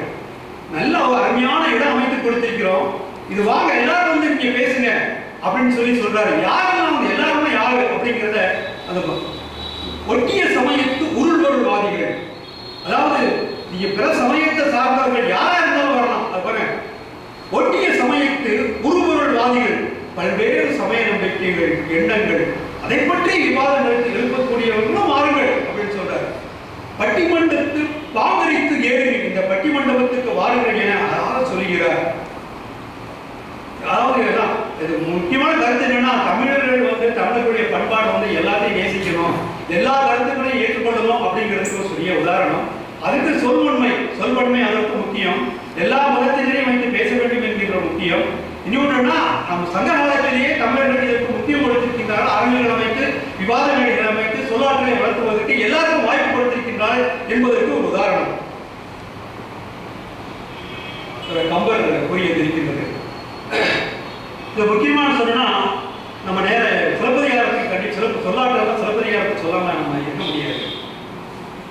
இப்போ கண்ணகி வந்து மிகவும் அமைதியானவள் அப்படின்னு சொல்லிதான் முதல்ல இருந்து எல்லாத்துக்குமே தெரியும். தமிழக பெண்களே அப்படின்னா ரொம்ப அமைதியானவங்க. ஆனா வந்து ஏதாவது வந்து ஒரு ஒரு அவங்க மேல வேண்டாத பழி சுமத்தினாலோ அல்லது அவங்களை சார்ந்தவர்களுக்கு தேவையில்லாமல் பழி வந்தாலோ கொடுமைப்படுத்தினாலோ அதற்கு சக சகோதரிகள் பெண்ணினம் எங்கேயாவது அதிகமாக துன்பப்பட்டால் குரல் கொடுப்பிக்கின்றவர்கள் பெண்கள் அதிகமாக நாட்டில் இப்படி இருந்து கொண்டிருக்க என்றால் அதற்கு சிறந்த எடுத்துக்காட்டு கண்ணகி. அவர்கள் குடும்ப பாங்கு பெண், அமைதியானவள், அதிகமாக பேச மாட்டாள். ஆனால் அவளுக்கு அதிகமான ஒரு கஷ்டம் வந்த பொழுது தன் கணவனையே பறிகொடுக்கக்கூடிய சூழ்நிலை ஏற்படும் பொழுது சீரிகிறார், எப்படி பேசுகின்றார் என்கின்ற அந்த இளங்கோவடிகளின் வரிகளை மட்டும் நான் கண்டிப்பாக கூறிக்கொள்ள கடமைப்படுகிறேன். அது இளங்கோவடிகளின் சொல்லாற்றல், சொல்திறன், அந்த இடத்தில் எப்படி அந்த உணர்ச்சிகளை வெளிப்படுத்துகிறார் கண்ணகி என்பதற்கு ஒரு சிறந்த எடுத்துக்காட்டு, சொல்லுண்மைக்கு சிறந்த எடுத்துக்காட்டு. அதை இங்கே கூறுகின்றேன். கண்ணகி கூறுகிறார், அவரை நீ யாருமான்னு கேட்கிறான். அந்த மாதிரி அழுதுட்டு வந்திருக்கிறியா, நீ யாரு அப்படின்னு சொல்லி கேட்கிற. அதுக்கு பதில் எப்படி இருக்கு பாருங்க. பெண்கள் அழுதுட்டாங்கன்னா அவங்களால பேச முடியாது. இந்த காலத்தில் நம்ம எல்லாருமே ஒழுங்குதான். நம்மளே ஆண்களே அழுதுட்டோம், அழுகக்கூடிய ஒரு துக்கத்தில் இருந்தோம்னா நமக்கு பேச்சு வராது. அது பெண்களாக இருந்தால் அவங்க உணர்ச்சி வசப்பட்டு உணர்ச்சிக்குள் ஆகிட்டாங்கிறதுனால அவங்களுக்கு வார்த்தையே வராது. அந்த சூழ்நிலையில கணவனை இழந்து அழுது கொண்டு வருகின்றால், தலையை விரித்து போட்டு வருகின்றால், துக்கம் தாங்க முடியாமல் அப்பொழுது பாண்டிய மன்னன் கேட்கும் பொழுது நீ யாரமா என்கின்ற கேட்பதற்கு அந்த இளம்பவடிகள் அந்த வார்த்தைகளை உபயோகப்படுத்தியிருப்பார்கள். மிகவும் முக்கியமான வார்த்தைகள் கூறுகின்றார் கண்ணகி. பெரும் பெயர் புகார் என் பதியே, அவ்வூர் ஏசா சிறப்பின் இசை இழந்து பெருங்குடி மாசாத்துவ வணிகன் மகனை ஆகி வாழ்தல் வேண்டி ஊர்களை துறப்ப சூழ்வரல் மன்னா நின்னகர் புகுந்து ஈங்கு என் காற்சிலம்பு பகர்தல் வேண்டி நின்பால் கொலைகளப்பட்ட கோவலன் மனைவி கண்ணகி என்பது என் பெயரே என்கின்ற அருமையாக கட்சிக்கின்றார். அதற்கு பிறகு நடந்தது என்ன என்பது நமக்கு அனைவருக்கும் தெரியும். சொல்லாட்சி என்பதற்காக இனி ஒரு 5 நிமிடங்கள். அதாவது உலக வரலாற்றுல எல்லாத்தையும் கொஞ்சம் அப்படியே கொஞ்சம் பார்த்து வந்துட்டோம். உலக வரலாற்றுல இந்த பேச்சாற்றல் வந்து எவ்வளவு பெரிய தாக்கத்தை ஏற்படுத்தது, எவ்வளவு பெரிய மாற்றங்களை ஏற்படுத்தி இருக்கிறது அப்படிங்கிறதுக்கு கண்டிப்பா நம்ம அறிந்து கொள்ள வேண்டும். இந்த திருக்குறளுக்கு மிகவும் நெருக்கமான ஒரு செயல்கள். அதாவது கரிமாத்தி என்கின்ற ஒரு போராளி, ஒரு நாட்டின் மன்னன், அவன் 4 வார்த்தைகள் தான் சொன்னான். அது அவனுடைய சகாக்களை எப்படி உணர்ச்சிவசப்படுத்தியது, எப்படி அவனோடு இணைந்தது என்பதற்காக இதை வாசித்து காண்பிக்கின்றேன். 1848ஆம் ஆண்டு 18 கலர்களின் மாவீரன் என்று போற்றப்பட்ட கரிமாத்தி கையில் வாளோடு ரோமாபுரிக்குள்ளே நுழைந்தான். அவன் ஒரு உரை வீச்சாளர் மட்டுமல்ல, சிறந்த வாள் வீச்சாளரும் கூட. ஆயுதம் ஏந்திய படைகளை நடத்தியவன். என் பின்னால் வருகின்றவர்களுக்கு, அவன் சொல்றான் பாருங்க, என் பின்னால் வருகின்றவர்களுக்கு ரத்தத்தையும் வியர்வையும் கண்ணீரையும் மட்டுமே நான் தர முடியும். என் பின்னால வரக்கூடியவங்களுக்கு என் ரத்தத்தையும் என் கண்ணீரையும் வியர்வையும் மட்டுமே தர முடியும். அதற்கு சித்தமானவன் மட்டுமே என்னோடு வாருங்கள் என்று அவன் ஆற்றிய உரை சொல்லாற்றலால் பல்வேறு தலைவர்களுக்கு அது மாபெரும் வழிகாட்டியாக நிகழ்ந்தது என்பது ஒரு முக்கியமான ஒரு செயல். அதுக்கு அடுத்தாப்ப நம்ம அனைவருக்குமே தெரியும், நம்ம ஒரு இந்திய நாட்டினுடைய ஒரு சமய துறவி விவேகானந்தர் அவர்களுக்கு எவ்வளவு வரவேற்பு கிடைத்தது என்கிறத பற்றி ஒரு சின்ன ஒரு செய்தியாக குறிப்பிடுகிறேன். 1893 செப்டம்பர் 11ஆம் தேதி லிங்கனுக்கு மகிடம் சூட்டிய அதே சிக்காகோ நகரத்தில் இல்லினாய்ஸ் மாநிலத்தில் உலக சமயங்களில் மாநாட்டிலே உலக சமய மாநாட்டில் வந்து இவர் சமய துறவி பார்வை அடைந்திருக்கின்றார். எள்ளி நகையாடுகிறார்கள். ஒரு இந்தியன் வந்து இந்த மாதிரி, அப்ப இந்தியாங்கிற பேர் கூட கிடையாது, ஒரு இந்திய நாட்டிலேயே வந்து ஒரு இவனால் பேச முடியுமா என்று எள்ளி அவனை கேள்வி செய்தார்கள். அனைவருக்கும் தெரிந்தது. ஆனால் அவர் எப்படி அந்த ஒரு சபையை அணுகிறார்கள் என்று பாருங்கள். அங்கே வருகின்ற அறிஞர்கள் பொதுவாக அவர் கருத்துக்களை கோர்வையாக சொல்வார்கள். அந்த முதலிலே தோன்றக்கூடிய வார்த்தைகள் இருக்கு பார்த்தீங்களா, அந்த வார்த்தைகளாலேயே அங்கே கூட்டியிருந்த அரங்கத்தில் குழுமிருக்கின்ற கிட்டத்தட்ட ஒரு 7000 நபர்களை அப்படி கட்டி போடுகின்றார். அந்த 3 வார்த்தைகள் பாருங்கள். அங்கே அமர்ந்திர 7000 பேர்களுக்கும் முதல் வார்த்தை கூறுகிறார். பேசுகின்ற போது சொல்கின்ற முதல் 2 சொற்களிலேயே sisters and brothers of America, அமெரிக்காவின் சகோதரர்களே என்று சொன்ன உடனேயே அங்கே அமர்ந்திருந்த 7000 பேரும் எழுந்து நின்று 3 நிமிடங்கள் கைதட்டினார்கள். அந்த பேச்சே ஆரம்பிக்கல. அந்த பேச்சு கலைஞர் இருக்கிறாரு, எம்ஜிஆர் இருக்காங்க சொல்லும் போது என் ரத்தத்தின் ரத்தமே என் உடன்பிறப்பே சொல்லிட்டாங்கன்னு சொன்னீங்கன்னா அப்படியே அரங்கம் வந்து கைதட்டல தட்டி அடங்குவதற்கு கிட்டத்தட்ட கொஞ்ச நேரம். அதே மாதிரி கலைஞரும் அதே மாதிரி கழகத்தின் உடன்பிறப்புகளே அப்படின்னு சொல்லிட்டாருன்னா அது ஒரு பெரிய ஒரு அரங்கம். அதே மாதிரி இவர் அந்த இது வழக்கமா நம்ம கேள்விப்பட்டது. ஆனா அந்த சமயத்துல யாரும் ஒரு அந்த மாதிரி சொற்களை கேள்விப்பட்டதுனால அதற்கு ஒரு பெரிய ஒரு வரவேற்பு கிடைத்தது. அதான் அந்த சுருங்கை சொல்லி நிறைய மக்களை கவர்ச்சிப்படுத்தக்கூடிய உணர்ச்சிப்படுத்தக்கூடிய சொற்கள் என்பதை சொல்லுகிறேன். அருமையாக 3 வாக்கியங்கள் சொன்னார். இன்றும் கூட நமக்கு அது வந்து எல்லாத்துக்குமே நம் போன்றவங்களுக்கு கூட அது ஒரு வழிகாட்டிய 3 சொற்கள், arise, away and stop not till you reach your goal என்று சொல்வார்கள் அல்லவா. எழு, வீர் கொண்டு எழுங்கள், பிடித்துக் கொள்ளுங்கள், லட்சியத்தை அடையும் வரை நிற்க வேண்டாம், பலமை வாழ்க்கை பலவீனங்க மரணம் என்று சொல்கின்றார்கள் அல்லவா. இந்த 3 வார்த்தைகள் என்றைக்குமே நமக்கு செயல்படுகிற திட்டமாகட்டும், நாம் பணியாற்றுகின்ற ஒரு சபைக்கு ஒரு தலைமை வைத்துக் கொண்டிருக்கும் பொழுது மாற்றம் ஒரு செயலை நோக்கி முன்னேற்றி பயணம் செய்கின்ற பொழுது கூட இந்த 3 சொற்றொடர்கள் நாம் எப்பொழுதுமே ஞாபகத்தில் வைத்துக் கொண்டு நம் இரத்த நாளங்களில் ஊறிக்கொண்டிருக்க வேண்டும் என்பதுதான் அந்த விவேகானந்தர் கற்பிக்கின்றார். அந்த ஒரு 3 சொற்களும் கூட நாம் இன்றைக்கு பேச வைத்திருக்கிற நிகழ்வுகள் யாருக்கும் அறிந்து என்கின்ற ஒரு குரல். இறுதியாக உலகத்தில் 2 பேரும் மாபெரும் தலைவர்கள். ஒன்று அவனை நம்ம குறிப்பிடலாம், ஆனால் அவனுடைய கொள்கையை நம்மளால செயல்படுத்த முடியாது. அவனுடைய ஒரு என்ன காரணத்துக்காக போயிட்டான் அப்படிங்கிறத அவனை நம்ம நேசிக்கலாம், ஆனால் அவனை நம்ம ஃபாலோ பண்ணணும். அவனை நம்ம என்ன சொல்லுவோம், அவன் பாதப்படிகளை நம்ம தொடர்ந்து பயணிக்க முடியாது. அப்படி ஒருத்தன். இனி ஒருத்தர் பரவாயில்ல, அவரை 2 பக்கமும் நம்ம சேர்த்துக்கலாம் அப்படிங்கிற 2 நபர்கள் குறியை பற்றி நான் சொல்லிக்கிறேன். எல்லாருமே தெரியும், ஹிட்லர் நாசி படைகளினுடைய வீரர். அவன் சொல்றான், எனக்கு பிடிக்காத வார்த்தை ஒருத்தருக்கு பிடித்தமான வார்த்தை, இனி ஒருத்தருக்கு பிடிக்காத வார்த்தை. ஹிட்லர் சொல்றான், எனக்கு பிடிக்காத வார்த்தை என்ன வார்த்தை தெரியுமா என்று கேட்க சொல்லுகிறான். ஒவ்வொரு அரங்கத்திலேயே பேசுவான், சரணடைந்த. எக்காரணத்தை கொண்டும் நான் ஒரு குறிக்கோளை எடுத்துக்கொண்டேன் என்றால், இந்த நாட்டை, போலந்து நாட்டை படையெடுத்து அழிக்க வேண்டும் என்றால், ஒரு ரஷ்ய நாட்டை எடுத்து அழைக்க வேண்டும் என்றால் அதை வெற்றி அடைந்து தீர வேண்டும். எக்காரணத்தை கொண்டும் நல்லவை கெட்டவை என்று நான் ஆராய்ந்து பார்க்க வேண்டும். அதற்கு சரணாகதி அடைவதற்கு வாய்ப்பே இல்லை. சரண்டர் என்கின்ற வார்த்தை என்னுடைய நான் தொழிலே இல்லை, என்னுடைய அகராதியிலே இல்லை என்று அதை எப்பொழுது எங்கு சென்றாலும் அதை பேசுவான். இந்த சொல்லாடல் பற்றி ஒரே வார்த்தை, அவன் யாரு அப்படிங்கிறத பற்றி தெரிந்து கொள்வதற்காக அருமையான வார்த்தை சரண்டர். ஆங்கிலத்திலே சரணாகதி நான் அடைய மாட்டேன். இதுவரை நான் ஜெர்மானிய சிப்பாயாக இந்த போராட்டத்துக்கு உள்ளே நுழைகிறேன். I have never learned a word. நான் ஒரு வார்த்தை இதுவரை படிக்கவே இல்லை. அது என்ன வார்த்தை என்றால் சரணாகதி. அது என்ன வார்த்தை என்றால் சரண்டர். இந்த வார்த்தையை நான் படிக்கவில்லை. ஆஸ்திரியாவை கைப்பற்றிய அடால்ஃப் ஹிட்லர் போலந்தின் மீது படையெடுத்தவன், உலகத்தை அச்சுறுத்துகின்ற பிரகடனம் செய்தவன் பேசுகின்றான். இந்த ஒரு சொல் அவனுக்கு பிடிக்காது என்கிற சொல்கின்றான். அது கூட ஒரு சொல்லாற்றல் தான். ஒரு கட்சிக்கும் பொழுது, ஒரு கொள்கையை சொல்லும் பொழுது, இப்போ அரசியல் தலைவர்கள் சொல்லும் பொழுது, நாம் சமீபமாக தேர்தல் நடந்து முடிந்ததால் ஒவ்வொரு தலைவர்களும் எதை முன்வைத்தார்கள் என்று தெரியும். அவர்கள் அதை பின்பற்றுகின்றார்கள். அடுத்தவர்கள் நேசிக்கின்றார்களா என்பதை பற்றி அவர்கள் கவலைப்பட மாட்டார்கள். அதுவும் கூட ஒரு சிறந்த சொல்லாற்றல் தான். பின்வாங்க மாட்டார்கள். நாம் கூறியதுதான் நமக்கு தெரியும், யார் கூறியது தவறு, யார் கூறியது சரி என்று தெரியும். இருந்தாலும் அவர் கூறியது தவறான கருத்துக்களை இருந்தால் கூட அவர்கள் அதிலிருந்து பின்வாங்க மாட்டார்கள். நாம் சொல்வது சொல்லியதுதான் என்று சொல்வார்கள் அல்லவா? அதுதான் இந்த சரணாகதி அப்படிங்கிற ஒரு வார்த்தை. அதுவும் இந்த சொல்லாற்றலுக்கு மிகவும். இதோட இறுதியாக 1940 மே 13ஆம் நாள் பிரிட்டிஷ் நாடாளுமன்ற மக்களவையில் வின்ஸ்டன் சர்ச்சில் பேசுகின்றார். பேச்சாற்றலுக்கு மிகவும் எடுத்துக்காட்டானவர் வின்ஸ்டன் சர்ச்சில் அவர்கள். அவர் என்ன கேள்விதான் என்கிட்ட கேளுங்க அப்படிங்கிறார். என்ன கேள்வி கேட்டு உங்களுடைய நோக்கம் என்னன்னு யாராவது கேட்டாங்கன்னா சொல்லுவாரு. அவர் சொல்றாரு, உங்களுடைய குறிக்கோள் என்று என்னிடம் கேளுங்கள், நான் உங்களுக்கு பதில் சொல்றேன். ஒரே வார்த்தையில பதில் சொல்றேன்.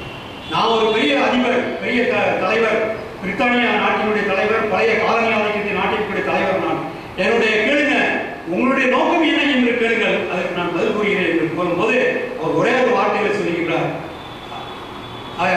ஒரு வார்த்தையை நான் உங்களுக்கு கூறுகிறேன் என்று அந்த வார்த்தை என்ன சொல்லுகிறார் பாருங்கள். உன்னுடைய குறிக்கோள் என்ன என்று என்னிடம் கேளுங்கள், நான் ஒரே வார்த்தையில் பதில் சொல்லுவேன். அது என்ன வார்த்தை? That is victory. வெற்றி என்ற ஒரே வார்த்தை தான் என்னுடைய வெற்றி என்ற ஒரே வார்த்தை தான் எனக்கு பிடிக்கும் அப்படி என்று சொல்றாரு. அது ஒரு சொல்லாற்றலுக்கு ஒரே அப்படி. ஹிட்லர் சொன்னான், நான் ஒரு வார்த்தையை அறிய மாட்டேன் என்று. அது சரணாகதி என்று. சர்ச்சில் சொல்கிறார், நான் ஒரே வார்த்தையில் பதில் சொல்வேன், அதுதான் வெற்றி என்கிறார். Victory at all cost. என்ன விலை கொடுத்தாலும் வெற்றியை பெறுவோம். இந்த காலத்தில் வெற்றி பெறாவிட்டால் நமக்கு வாழ்வு இல்லை அப்படிங்கிறதுக்காக பல்வேறு தலைவர்கள் கூட்டினையும் பல்வேறு இலக்கியங்கள் அப்படின்ற கருத்துக்களையும் எனக்கு கொடுக்கப்பட்ட திருக்குறள் இகழ்வெள்ளல் எவருக்கும் அரிது என்கின்ற ஒரு ஈற்றடிக்கும் என்னால் முடிந்த அளவு அங்கங்கே புத்தகங்களை படித்து முயற்சி செய்து கருத்துக்களை கூறினேன். இந்த கருத்துக்களிலே ஏதாவது மிகவும் முன்னேற்ற வேண்டும் என்றால் பேச்சாளருக்கும் கருத்து சொல்கின்றவனுக்கும் அவன் மேலே உயர வேண்டும் என்றால் அதை அங்கங்கே விமர்சிக்க வேண்டும். புரிந்து போயினால் மட்டும் போதாது. அப்படிப்பட்ட விமர்சனங்கள் உங்கள் மத்தியிலே இருந்து நான் எதிர்பார்ப்போடு என்னுடைய பேச்சு மென்மேலும் வளர வேண்டும் என்று உங்கள் ஆசையை வேண்டிக் கொண்டு மீண்டும் 2 மாதங்கள் கழித்து இதே அரங்கத்தில் தமிழும் விரும்பவும் பேச வரவேன் என்று கூறி வாய்வழிந்த உலக திருக்குறள் தகவல் மையத்திற்கும் எப்பொழுதும் ஊக்குவித்துக் கொண்டிருக்கின்ற ஐயா ராமசாமி ஐயா அவர்களுக்கும் ஐயா வளர்ந்த ஐயா அவர்களுக்கும் மற்றும் அனைத்து அறிஞர் பெருமக்களுக்கும் நன்றியும் வணக்கமும் கூடி உங்களிடம் விரைவில் பெற்றுச்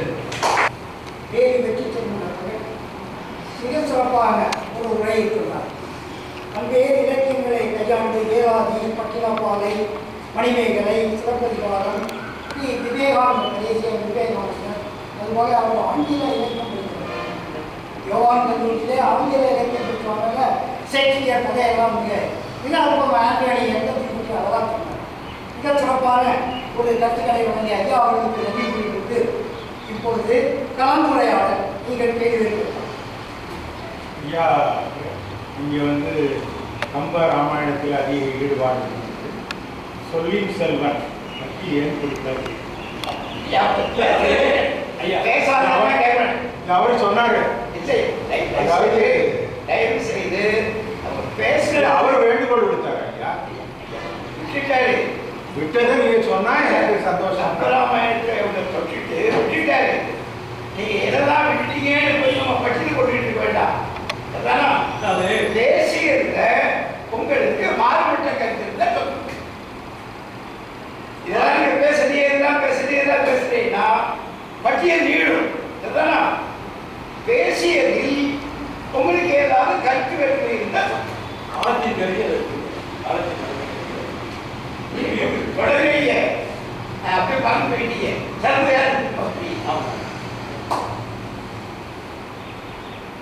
நாம் நிறைகளை பேசுவோம், குறைகளை கொண்டு வேண்டாம். சரியா? உங்களுடைய ஐயப்பாடுகள் குறிப்பாக இந்த 3 சொற்கள்ல ஐயப்பாடுகள். இகழ்வெல்லல் யாருக்கும் அரிது. பார்க்கும் போது 4 சொற்கள். இகழ் வெல்லல் யாருக்கும் அரிது. அரிது என்பது 19 இடங்களில் வருவதாக சொல்லி பெருமைப்பட்டுள்ளார். சொல்லி பல முறை வருகிறது. அரியது, செயலுக்கு அரியது, அது மிக பெரியது, அது இடர்பாடானது, எல்லாராலும் செய்ய இயலாதது. அரிது என்பது விளக்கமா நமக்கு மிக இன்றியமையானதாக விளங்குகின்ற சொல் இகழ். என்னங்க பொருள்? அதெல்லாம் இங்கே கேள்வி கேட்கணும். இகழ்னா என்ன? 2 பொருள் சொல்லலாம். ஒன்று வலிமை, இன்னொன்று பகை. இகழ் வெல்லல் யாருக்கும் அரிது. அந்த வலிமையை வெற்றி கொள்வது என்பது அரிய செயல். அந்த பகையை மேற்கொள்வது என்பது அரிய செயல். இப்ப யாருக்கும் அடுத்ததாக இருக்கு. அதே எவருக்கும் போடல. திருவள்ளுவர் யாருக்கும் போட்டிருக்கிறார். நீங்க விடை சொன்னீங்கன்னா இப்ப உங்களுக்கு ஒரு 100 ரூபாய் தரும். யாருக்கும் என்பதற்கும் எவருக்கும் என்பதற்கும் ஒரு நுட்பமான வேறுபாடு இருக்கிறது. அங்கேதான் இலக்கணம் தேவைப்படுகிறது. யாருக்கும் என்று சொன்னால் என்ன ஆயிடும்? தேவா. யாருக்கும் என்று சொன்னால் தேவா, எவருக்கும் என்று சொன்னால் குடிமா. இலக்கணம் தெரியுது இல்லையா? யாருக்கும் எவருக்கும் 2 வேறுபாடு வருது. தேவாவை பயன்படுத்துவதா குடிமாவை பயன்படுத்துவதா? இன்னொரு சொல் வருது, அரிது. அரிது என்பது எப்படி வருது? அரி என்பது நிலையசை. நிலைய சொல்லுங்களா? காய்ச்சலுக்கு முன்னால் நிலை வந்தால் அது கலித்தடை என்றாகிவிடும். அப்படின்னா திருக்குறள் வெண்பாக அது கலிப்பாக போயிடும். அது நமக்கு சலிப்பாக போயிடும். நினைப்பீங்களா? இலக்கண பிழை வந்துவிடும். ஆகவே வள்ளுவருடைய சொல்லாட்சியில யாருக்கும் என்று இருக்கிறதே பாரதிதாசன் சொன்னார், இலக்கியம் கற்பது என்பது சிறப்பு, அதை விட இலக்கணம் என்பது அதற்கு முதன்மை. இலக்கணமும் இலக்கியமும் அறியாதான் ஏழு எழுத்துகள் கேடு நல்கும். நினைச்சு பாருங்க, இலக்கணம் தெரிந்தால் பிழை வராது. இலக்கண பிழை இல்லாமல் பேசுவது இன்றியமையாதது. அருமையாக நான் படித்த ஷேக்ஸ்பியர் என்கின்ற மிகச்சிறந்த நாடக ஆசிரியருடைய அவர் எழுதியிருக்கிற 35 நூல்கள் நாடகங்கள். அதில் ஒன்று ஜூலியஸ் சீசர். அதில் வர்ற மார்க் ஆண்டனியுடைய பேச்சை அருமையாக சொன்னார். அவருடைய பேச்சில் மிக அடித்தளமாக ஆணிவேராக விளங்கியது அந்த அட்டனி என்கின்ற பெரியவர் பேசிய பேச்சு. சீசர் இறந்து கிடைக்கிறார். அவருடைய புகழ்பாட நான் வரவில்லை. அதான் படுகிறது. இறந்து கிடைக்கின்ற ஒருவருடைய புகழ்பாட நான் வரவில்லை என்று சொல்லிவிட்டு அவரை கொண்டு போட்டார்களே என்ப இடத்துல அவர் பேசுகின்ற போது ஒரு பெரிய மாற்றம் வருகிறது, பெரிய கிளர்ச்சி வருகிறது. ஜூலியஸ் சீசர் என்கின்ற ஒருவரை தவறாக குற்றம் சாட்டி கொண்டு போட்டார். அப்படி கொண்டு போட்ட நிலையிலே அது தவறு என்று சுட்டிக்காட்டி மக்களுடைய மனத்திலே ஒரு பெரிய மாற்றத்தை ஏற்படுத்திய ஆற்றல் வாய்ந்த ஒருவரை தான் சொலன் வந்தன் மாவட்டத்தில் என்கின்ற ஒருவரை சொலன் வந்தன் என்றவர்கள் காட்டுகிறார். கண்ணியை பற்றி சொல்கின்ற போது அவள் சிலம்பின் வென்ற சேரிடு கையில் வைத்திருக்கிற ஒரு சிலம்பை கொண்டு மன்னரையே வீழ்த்தி விட்டாள். கால் சிலம்பை கொண்டு அவள் வீழ்த்தி என்ற செயலை நூற்றிலம்பாக இளந்தோழிகள் வழங்கியிருக்கிறார். அவள் வருகின்ற போது நான் மாசாக்குவாருடைய மகன் தான் சொல்றதை விட நேரடியாக கேள்வி கேட்கிறார். என்னுடைய கணவனை சிலம்பு திருடிய கண்பன் என்று குற்றம் சொன்னீர்களே, மன்னருடைய மனைவியுடைய காட்சியிலே என்ன உள்ளீடு இருந்தது? பாண்டிய நாட்டு வேந்தன், ஆகவே உள்ளே முத்து இருந்திருக்கும். நான் சோழ நாட்டுக்காரி, என்னுடைய உள்ளே என்ன அமைந்திருந்தது? மாணிக்கம், மாணிக்கப்பரல் இருந்தது. கொண்டு வாருங்கள், நீங்கள் கைப்பற்றி இருக்கின்ற சிலம்பை கொண்டு வாருங்கள் கேட்கிறார். கொண்டு வருகிறார்கள், கொண்டு உடைக்கிறார். உள்ளே இருந்து செலிக்கிறது மாணிக்கப்பரல். உள்ளீடு ஒலிப்பது, சிலம்புக்கு ஒலி எழுப்புவது. வாயெடுத்து போய்விடுகிறார். பொன்சை கொந்தன் தன் சொல் கேட்ட யானோ அரசன் யானே கல்வன். நான் கோவலரை குற்றவாளியாக சொல்லிவிட்டேன், நான் தவறு செய்துவிட்டேன் என்று மன்னன் சொன்னதோடு மட்டுமல்ல, மயங்கி விட்டால் மாண்டு போனார். அவருடைய தொடர்ச்சியாக அவருடைய மனைவி அவளும் மாண்டு போனார். நினைச்சு பார்த்தோம்னா கணவரை இழந்தோருக்கு காற்று ஒலியில் என்று சொல்லி மன்னனும் அவருடைய மனைவியும் மாண்டு போகின்ற அளவுக்கு, அதை கொள்கையை நிலைநாட்டுகின்ற அளவுக்கு கண்ணகியுடைய சொல்லாற்றல் இருந்தது. அருமையாக அவள் அதை சுட்டி காட்டினார். நிறைய சொல்றது போல அன்பன் சொல்லின் செல்வன் என்பதை சொல்லியிருக்கலாமே என்பது நம்முடைய ஆர்வம். அவன் சொல்ல வரணும்னு நினைச்சவங்க அதுபோல மாறிவிட்டார். இந்த நிலையில வேகமாக பேசுகின்ற போது, வரையறை செய்து பேசுகின்ற போது அவங்க தந்த சில குறிப்புகளுக்காக இகழ், வெல்லுதல், அறிவு ரொம்ப பெரிய நிலையில ஒரு தொகுப்பு போட்டு வைத்திருக்கிறோம். உரை கடந்து ஒரு 10 பேருடைய உரை எப்போதாவது ஓய்வா இருக்கும் போது இதுவரை 920 பேர் உரை எழுதிவிட்டார். திருக்குறளுக்கு உரை எழுதியிருக்கிறவருடைய எண்ணிக்கை எவ்வளவு? 920 பேர் முழுமையாக உரை எழுதினார். இந்த 920 பேர் மனப்புலவர் புத்தாண்டு உரை எழுதினார். இப்போது அண்மையில் கல்லூரியை இருக்கின்றவர் உரை எழுதியிருக்கிறார். அது 920வது உரை. உரையாசிரியர் பலசொல்லுகின்ற போது இதற்குள்ளே சாமி சிதம்பரனாருடைய உரையை போட்டு வச்சிருக்கிறோம். அதுல ஒரு மாறுபாடு இந்த சொற்கள்ல வரும்போது அவன் சொன்னாங்க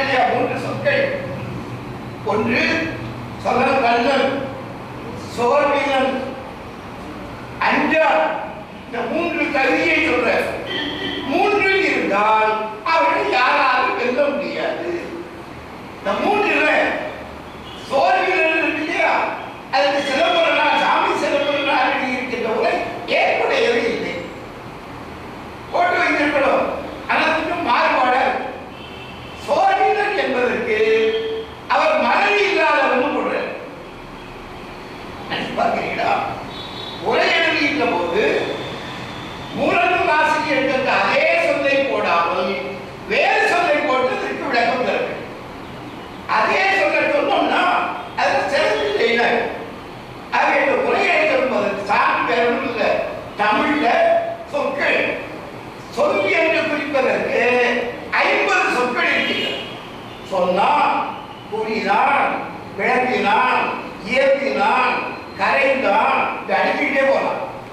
சொல் என்பதற்கு 50 சொற்கள் இருக்கிறது என்றால் இது தமிழுடைய சொல் வளம். தமிழ்ல எவ்வளவு சொற்கள் இருக்கின்றன? ஏறத்தாழ 2 கோடி சொற்கள் இருக்கின்றன. 2 கோடி சொற்கள்ல சின்ன குழந்தை படிக்கிறது, 1ஆவது வகுப்பு 2ஆவது வகுப்பு படிக்கின்ற குழந்தைக்கு ஒரு 300 வார்த்தைகள் 300 சொற்கள் தெரியும். சொல் என்பது தமிழ் சொல்லலாம், வார்த்தை என்பது தமிழ் சொல்லலாம். வார்க்கப்படுவது, உருவாக்கப்படுவது, எழுத்துக்களை வைத்துக் கொண்டு சேர்க்கப்படுவது அதான் சொல்லு. இந்த சொல்லை பற்றி சொல்கின்ற போது எவ்வளவு அருமையா விளக்குகள் தர்றாங்க. சின்ன குழந்தை படிப்படியா வளர்ந்து விடுது. 10ஆவது வகுப்பு படிக்கிற மாணவனுக்கு குறைந்தது 10,000 சொற்கள் தெரிந்திருக்க வேண்டும். 200 சொற்கள் தான் 2ஆவது வகுப்புல சொல்றோம். ஆனால் படிப்படியாக அவன் சொற்கள் நிறைய கேட்க கேட்க அவன் பெரிய நிலையில் வருவான். மிக அருமையா விளக்க சொன்னாங்க. தொல்லாடை நல்லாசிரியர், பல்கேள்வி துறைபோகிய தொல்லாடை நல்லாசிரியர். கொஞ்சம் பிடிச்சு கேளுங்க. பல்கேள்வி துறைபோகிய தொல்லாடை நல்லாசிரியர். நான் ஆதிமூலம் அவர்களை பார்த்து பெருமிதம் கொள்வேன். அவர் அவ்வளவு குறிப்பிடுகிறேன். அது எழுதி வைத்திருக்கிற குறிப்பிட பார்த்தீங்கன்னா நூற்றுக்கணக்கான மக்கள் என்ன எழுதி வைத்திருக்கிறார். ஒவ்வொரு சொல்லையும் அவர் குறிக்கிறார். பல் கேள்வி, கேள்வி செல்வம், துறை போகிய தொல்லாடை நல்லாசிரியர். இவ்வளவு பெரிய விளக்கம் பாருங்க. பல் கேள்வி, துறை போகிய தொல்லாடை நல்லாசிரியர். இந்த தொடரை அவர்கள் தருகின்ற போது பட்டினப்பாறை என்கின்ற ஒரு தொடரை எடுத்து வைத்துக் கொண்டு அதுக்கு அழகான விளக்கம் தந்தாங்க. பட்டினப்பாறை, பட்டினம் என்பது கடற்கரை, கடற்கரை என்பது காவிரிப்பூம் பட்டினம். இந்த காவிரிப்பூம் பட்டினம் தான் சொல்லணும், பட்டணம்னு சொல்லக்கூடாது. பட்டினம் வேறு, பட்டணம் வேறு. பட்டினம் என்பது கடற்கரையூர், பட்டணம் என்பது நகர்ப்புறம். சென்னை பட்டினமாக இருந்தது, இப்போது சென்னை பட்டணமாக மாறிவிட்டது. வேறுபாடு. காவிரி பூம்பட்டினம் என்று சொல்வதை போல இங்கே நமக்கு காயல் பட்டினம், வீரபாண்டியன் பட்டினம். பட்டினம் என்றால் கடற்கரை என்கின்ற ஊரை சொல்கிறோம். அமைப்பை சொல்லும் போது சென்னையில பட்டினம் பாக்கம் என்றே இருக்கிறது. இந்த கடற்கரை ஒட்டி இருக்கின்ற பகுதி தான் பட்டினம் பாக்கம். இந்த சொல்ல ஆட்சிக்குள்ள போகும்போது நமக்கு மிகப்பெரிய இன்பம் கிடைக்கிறது. எவ்வளவுக்கு எவ்வளவு நம்ம சொற்களை வாங்கி கொண்டோமோ அவ்வளவு நமக்கு சொல்லை சேர்க்கப்படுகிறது என்று சொன்னால் பொருட்செல்வத்தை விட இந்த சொற்செல்வம் இன்றியமையாது. நாள்தோறும்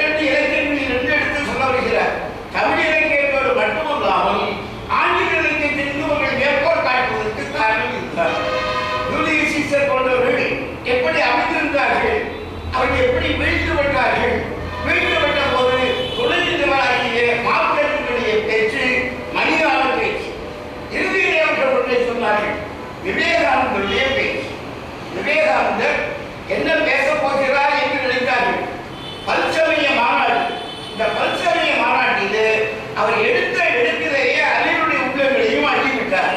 இந்த தொடக்க பொழிவு இருக்கிறது அல்லவா, உடல் பிறந்தோரே சகோதரிகளே சகோதரர்களே நம்ம பொழிவு எடுத்துட்டோம். உடல் பிறந்தவர்களே அப்படிதான் பொருள். சக உதரம் சக உதரி அப்படிங்கிற அடையில் வரும்போது பெண்களை முதன்மைப்படுத்திக்கிறதுனால சிஸ்டர் பிரதர் இந்த பெண்மைக்கு முதன்மை தந்து ஆண்மைக்கு பெருமை சேர்த்து அவர் பேசுகின்ற போது சில மணித்துளிகள் தான் பேசினார். ஆனால் உலக அரங்கிலேயே அந்த பேச்சு புத்திரை பேச்சாக அமைகிறது. விவேகானந்தர் இங்கே வந்தார். இந்த மாநாட்டிலே பல வகையாக பேசினார்கள். ஆனால் இதற்கு ஈடாக வேறு எதுவும் இல்லை. சிவகங்கையில் எனக்கு ஒரு சொந்த பட்டை அனுபவம். இந்த அனுபவம் எப்படிப்பட்டதுன்னா, பொருளியல் மாநாடு நடைபெற்றுக் கொண்டிருக்கிறது. முதலமைச்சராக பெருந்தலைவர் காமராசர் வருகிறார். மணிக்கணக்காக பல வகையான செய்திகளை சொல்லிக் கொண்டிருக்கிறார்கள். மாணவர்களுக்கு அதில் ஈடுபாடு இல்லை. மாணவர்கள் அதற்காகவே இருக்கிறார்கள். இருந்தாலும் ஈடுபாடு இல்லாமல் இருக்கின்ற போது பெருந்தலைவர் பேசிய 2 சொற்கள் எல்லோருடைய உள்ளத்தையும் கவர்ந்தது. நான் பேசிட்டு விடலாம். நான் வருகின்ற போது ஒரு பையனுடைய தலையை தொட்டு பார்த்தேன். தலையில எண்ணெய் இல்லை. தலையில எண்ணெய் இல்லையே, ஏப்பா எண்ணெய் வைக்கிறேன்னு நான் கேட்க விரும்பல. அவர் அப்படி வறுமை வாய்ப்பட்டிருக்கிறார். வறுமை வாய்ப்பட்டிருக்கின்ற இந்த பையனுக்கு பெருமை கொள்கின்ற அளவுக்கு நாம் எல்லோரும் பெருமை சொல்கின்ற அளவு இந்த நாட்டினுடைய பொருளாதாரத்தை நிறுத்த வேண்டும். வீட்டில் எடுக்கின்ற பொருளியலை எழுதி நிற்க வைக்க வேண்டும் என்று அவர் சில மணித்துளிகள் பேசிய போது அரங்கம் அதிர்ந்தது. மணிக்கணக்காக அவர் பேசிய பேச்சுக்களை விட இவர் நேராக உள்ளம் தொடுகின்ற வகையிலே பேசுகிறார். அவர் குறிப்பிட்டு சொன்னாங்க இல்லையா, இயேசுபெருமான் பேசிய பேச்சு அவருடைய தொண்டர்களாக எழுதி வைக்கப்பட்டிருக்கிறது. இயேசுபெருமான் எதையும் எழுதி வைக்கவில்லை. அவர் பேசினார். பேசியவை பதிவாகி இருக்கின்றன. அவருடைய தொண்டர்கள் 4 பேர். மத்தேயு, மார்க், லூக்கா, யோவான் இந்த 4 பேரும் எழுதி வைத்திருக்கிறார்கள். இந்த எழுதி வைத்திருக்கின்ற எழுத்துக்கள் அதிலே ஒரு பொழிவு, மலை பொழிவு, அதை சம வெளிப்பொழிவு என்று சொல்லுவார்கள். அதுல பேரு பெற்றவர்கள் பாக்கியவான் சொன்னாங்க. பேரு பெற்றவர்கள் 8 பேர். 8 பேர் பேர் பெற்றவர்கள் என்று ஒரு பட்டியலிட்டு காட்டுகின்ற போது எளிமையாக இருப்பவர்கள் பேர் பெற்றவர்கள், 7 மனமுடையவர்களாக இருப்பவர்கள் பேர் பெற்றவர்கள் என்பதை எல்லாம் அவர்கள் சொல்லுகின்ற போது அப்படியே அந்த கூட்டம் கேட்டு சுவைத்தது. அது மிகப்பெரிய பொழிவாக எடுத்து சொல்லப்படுகிறது. அவரிடமே கேட்கிறார்கள், இறைவனிடம் பேசுவதற்கு எங்களுக்கு சொல்லித்தார்கள், இறைவனிடம் எவ்வாறு வேண்ட வேண்டும் என்று சொல்லித்தார்கள். அவர் சொல்லிக் கொடுக்கிறார். அதில் 7 சொற்களை 7 தொடர்களைத்தான் அவர் பயன்படுத்துகிறார். விண்ணகத்தில் இருக்கின்ற எங்கள் தந்தையே என்று தொடர்புடைய முடிக்கின்ற போது 7 சொற்களிலே 2 தொடர்கள் மிக இன்றியமையார்கள். நாங்கள் பிறரை மன்னிப்பதைப் போல எங்களை நீர் மன்னிக்க வேண்டும். மன்னிப்பு என்பதுதான் மையமாக இருக்கிறது. அன்றாட உணவை எங்களுக்கு தாரும். 3வதாக சொன்னால் என்ன குறிப்பிடலாம், எங்களை தீமையிலிருந்து மீட்கவேண்டும். இறைவனிடம் எப்படி வேண்ட வேண்டும் என்பதற்கு இயேசுபெருமான் அந்த செய்தியை அவர் நினைவுறுத்தினார். நாம் நமக்கு தமிழ்நாட்டிலே ஒரு பெருமையை பார்க்கலாம். யார் நினைத்து பாருங்கள், அடியார்கள். அடியார்கள் 5ஆம் நூற்றாண்டில் வாழ்ந்த ஒரு பெரியவர் காரைக்கால் அம்பையார். காரைக்கால் அம்பையார் இறைவனிடம் பேசுகிறார். இறைவனிடம் பேசுகின்ற போது, இறைவா நான் உன்னிடம் வேண்டுகிறேன், இன்னொரு பிறவி எனக்கு வேண்டாம். இன்னொரு பிறவி எனக்கு தருவதாக இருந்தால் அந்த பிறவி உன்னை மறக்காமல் இருக்க வேண்டும். இது காரைக்கால் அம்பையாருடைய வேண்டுதலிலே ஒன்று. மற்றொரு வேண்டுதல் என்ன சொல்லுங்க, கொஞ்சம் வேண்டா சொல்லிடலாம். நான் பாட வேண்டும், நீ என் பாட்டுக்கு ஆட வேண்டும். துணிச்சலா ஒரு பெண்மணி பேசிய பேச்சை பாருங்கள். இறைவனை கண்டவுடனே நாம் அப்படியே பெருமிதத்திலே இருப்போம், அப்படியே இன்பத்திலே இருப்போம், மகிழ்ச்சியிலே கிடைப்போம். கேட்கிறார்கள், நான் பாடுவேன், நீ ஆட வேண்டும், என் பாட்டுக்கு நீ ஆட வேண்டும் என்று காரைக்கால் அம்மையார் 5ஆம் நூற்றாண்டிலே கேட்கிறார். நினைச்சு பாருங்க, அவ அடுத்து பேசுகின்ற, அழகாக பேசுகின்ற அந்த அம்மையாருடைய அந்த பொழிவு இருக்கிறது அல்லவா, அது ஒரு தனிச்சிறப்பு. இப்படி நாம்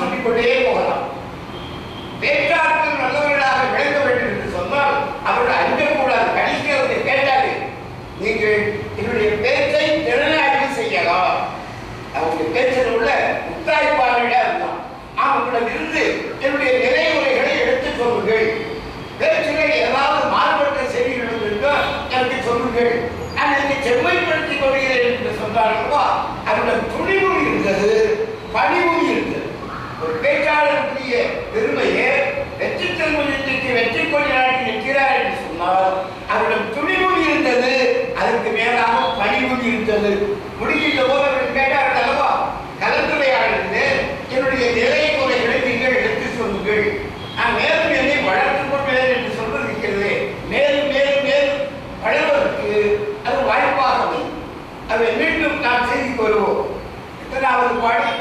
55வது அதிகாரத்திலே 7வது பாடல். 7வது பாடலிலே சொல்லக்கூடிய செய்தி, சொல் வல்லன் சோர்வினன் அஞ்சா அவனை இகழ்வெல்கள் யாருக்கும் அறிவு, யாராலும் அவனை வெல்ல முடியாது. 3 சிறப்புகள் இருந்தார் என்று சொல்லி முன்னாடி வருகின்ற கருத்துக்களையும் நமக்கு எடுத்து காட்டுகிறார். திருக்குறளுக்குள்ளே இந்த பாடல் அமைப்பிலே வருகின்ற வேறு சில செய்திகளையும் சொல்கின்ற போது மேடை பேச்சாளர்கள் என்பது மட்டுமல்ல, எந்த இடத்திலும் பேசுகின்ற போது அவர்கள் ஒருவருக்கொருவர் கருத்து சொல்கின்ற போது அந்த கருத்துக்கள் நிறைவேறுவதாக இருக்கும். கருத்து வேற்றுமைகளுக்கு அப்பால் ஒருவரை ஒருவர் இணைந்து செய்ய வேண்டும் என்றால் எவ்வளவு பெருமையாக. இன்னைக்கு உலக நாடுகள் 233 நாடுகளுக்கு இடையிலே 185 நாடுகள் விடுதலை பெற்று 95 நாடுகள் விடுதலை பெற்றிருக்கின்றன. இன்னும் விடுதலை பெறாத நாடுகள் என்று சொன்னால் 38 நாடுகள். 38 நாடுகள் விடுதலை பெற வேண்டும். விடுதலை பெற்றால்தான் ஐக்கிய நாட்டு பேரவையிலே உறுப்பினராக விளங்க முடியும். 195 நாடுகள் ஐக்கிய நாட்டு பேரவையிலே உறுப்பினர்கள். ஐக்கிய நாட்டு பேரவை உறுப்பினராக இருக்கின்ற நாடுகளிடையே இப்போது பகை மூண்டு வருவதை பார்க்கிறோம். இஸ்ரேல் என்கிற இடத்திலே ஒரு பெரிய பகை ஏற்பட்டிருக்கிறது. பாலஸ்தீனியர்கள் என்கிற நிலையிலே எப்படிப்பட்ட ஒரு துன்பத்திற்கு ஆளாகிறார்கள், எத்தனை பேர் மாற்றம் அழிந்து போகிறார்கள். சோவியத் நாட்டினுடைய பெருந்தலைவராக விளங்குகிற அவர்கள் என்ன செய்கிறார் என்றால், உக்ரைன் என்கின்ற இடத்திலே மக்களை கசக்கி பிடிக்க வருகிறார். உக்ரைன் சோவியத் நாட்டோடு இணைந்திருந்த பகுதிதான். இப்போது அவர்கள் பிரிந்து செல்லலாம் என்று வந்தது.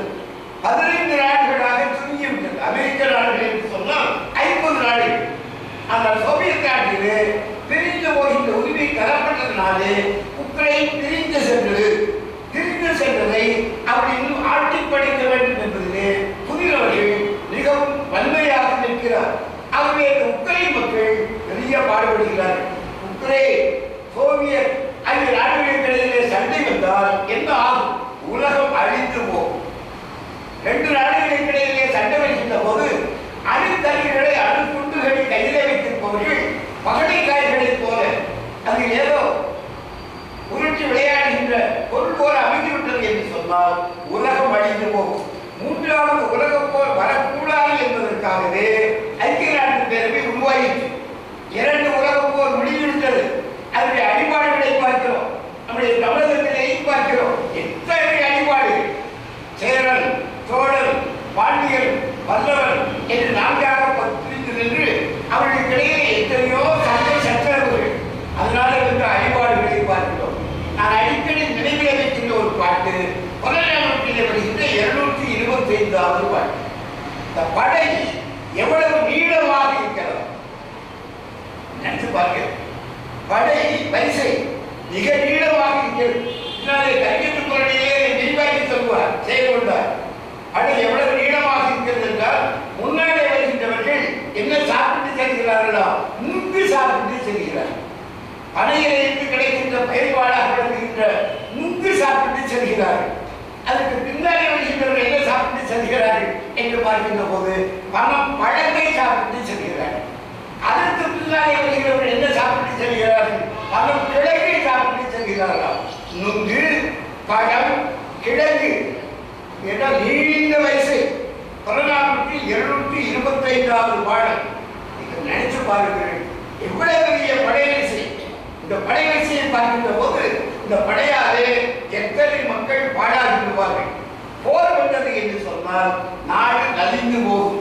ஆகவேதான் ஒரு இடத்திலே ஒரு புலவர் பாடுகின்ற போது அழகாக சொன்னார், இன்றே போர்க நும் புணர்ச்சி சேரன், சோழன், பாண்டியன் ஆகிய மூவரும் ஒன்றாக இருப்பதை பார்த்து இப்படி எப்போதும் நீங்கள் ஒன்றாக இருக்க வேண்டும், அதுதான் நன்றாக இருக்கும் என்று சொன்ன செய்தியை இலக்கியத்தின் வாயிலாக பார்க்கிறோம். அது ஒவ்வொரு ஒவ்வொரு செய்தியையும் நாம் உள்நுழைத்து பார்க்கின்ற போது வெற்றி செல்வன் அவர்கள் காட்டியதைப் போல இகழ் வெல்லல் யாருக்கும் அரிது. யாரை வெல்வது அரிதாக இருக்கும்? தொடர்வல்லன், சோர்வில்லன், அன்றார் ஆகிய 3 திறப்பாளர்களையும் கொண்டவராக இருந்தார், திறமைகளையும் கொண்டவராக இருந்தார். அவரை யாராலும் எளிதாக வெல்ல முடியாது. அவர் அந்த நிலையில நாம் சொல்ல வல்லவராக, சோர்வு இல்லாதவராக, நாம் சொல்ல வல்லவராக இருக்கின்ற போது நிறைய தெரிந்து விட வேண்டியிருக்கும். அப்போது சோர்வு அடைந்து விடக்கூடாது. தொடர்ந்து துணிச்சலாக இருக்க வேண்டும், அஞ்சாமல் இருக்க வேண்டும். இந்த 3 கூறுகள் வீருடைய ஒரு ஆளுக்கு தேவையானவை என்பதை, வாழ்வுக்கு தேவையான வீறுகள் 3 என்று சொன்னால் இந்த 3 கூறுகள் தான். சொல்லவல்லன், சோர்விலன், அஞ்சார். இந்த ஆற்றலை பெற்றுவிட்டால் நாம் என்றைக்கும் நிலையில் இருக்க முடியும். வரலாற்றிலே சிறப்பிடம் கொள்ள முடியும் என்பதை வெற்றி செல்வர்கள் அருமையாக சுட்டிக்காட்டியிருக்கிறார்கள். அவரை போற்றி பழித்து பாராட்டுவோம். வாழ்த்துகிறேன். குடியரசு அவர்கள் நிற்பதுவே நடப்பதுவே மறப்பதுவே என்ற பாடலை பாட வருகிறார்கள். அனைவருக்கும் வணக்கம். நிற்பதுவே நடப்பதுவே பறப்பதுவே, நிற்பதுவே நடப்பதுவே பறப்பதுவே, நிற்பதுவே நடப்பதுவே பறப்பதுவே, நீங்களெல்லாம் சொப்பந்தானோ பரதோற்ற மயக்கங்களோ, சொப்பந்தானோ பரதோற்ற மயக்கங்களோ, கற்பதுவே கேட்பதுவே கருதுவதே, நீங்களெல்லாம் அற்பமாயிகளோ, உம்முள்ளார்ந்த பொருள் இல்லையோ, அற்பமாயிகளோ, உம்முள்ளார்ந்த பொருள் இல்லையோ, நிற்பதுவே நடப்பதுவே பறப்பதுவே, நீங்களெல்லாம் சொப்பந்தானோ பரதோற்ற மயக்கங்களோ, சொப்பந்தானோ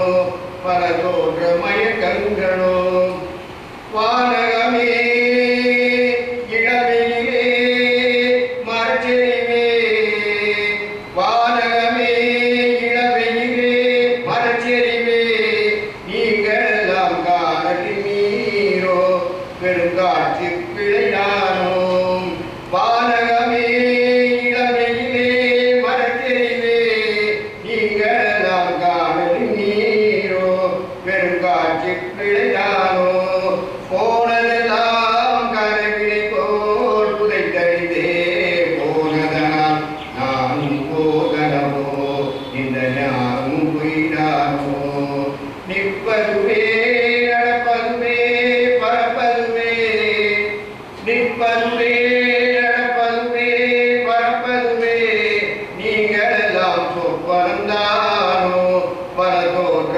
மயக்கங்களோ, சொப்பந்தானோ பரதோற்ற மயக்கங்களோ, காலமென்றே ஒரு நினைவும் காட்சி என்றே பல நினைவும், கோலமும் பொய்களோ அங்கு குணங்களும் பொய்களோ, காலமென்றே ஒரு நினைவும் காட்சி என்றே பல நினைவும், கோலமும் பொய்களோ அங்கு குணங்களும் பொய்களோ, காண்பதெல்லாம் மறையும் என்றால் மறைந்ததெல்லாம் காண்பதென்றோ, நானும் போதனோ இந்த ஞானமும் பொய்தானோ, நிற்பதுவே நடப்பதுவே பறப்பதுவே, நிற்பதுவே நடப்பதுவே பறப்பதுவே, நீங்களெல்லாம் சொப்பந்தானோ பரதோற்ற மயக்கங்களோ, சொப்பந்தானோ பரதோற்ற மயக்கங்களோ, கற்பதுவே கேட்பதுவே கருதுவதே, நீங்களெல்லாம் அற்பமாயிகளோ, உம்முள்ளாண்ட பொருள் இல்லையோ, அற்பமாயிகளோ, உம்முள்ளாண்ட பொருள் இல்லையோ.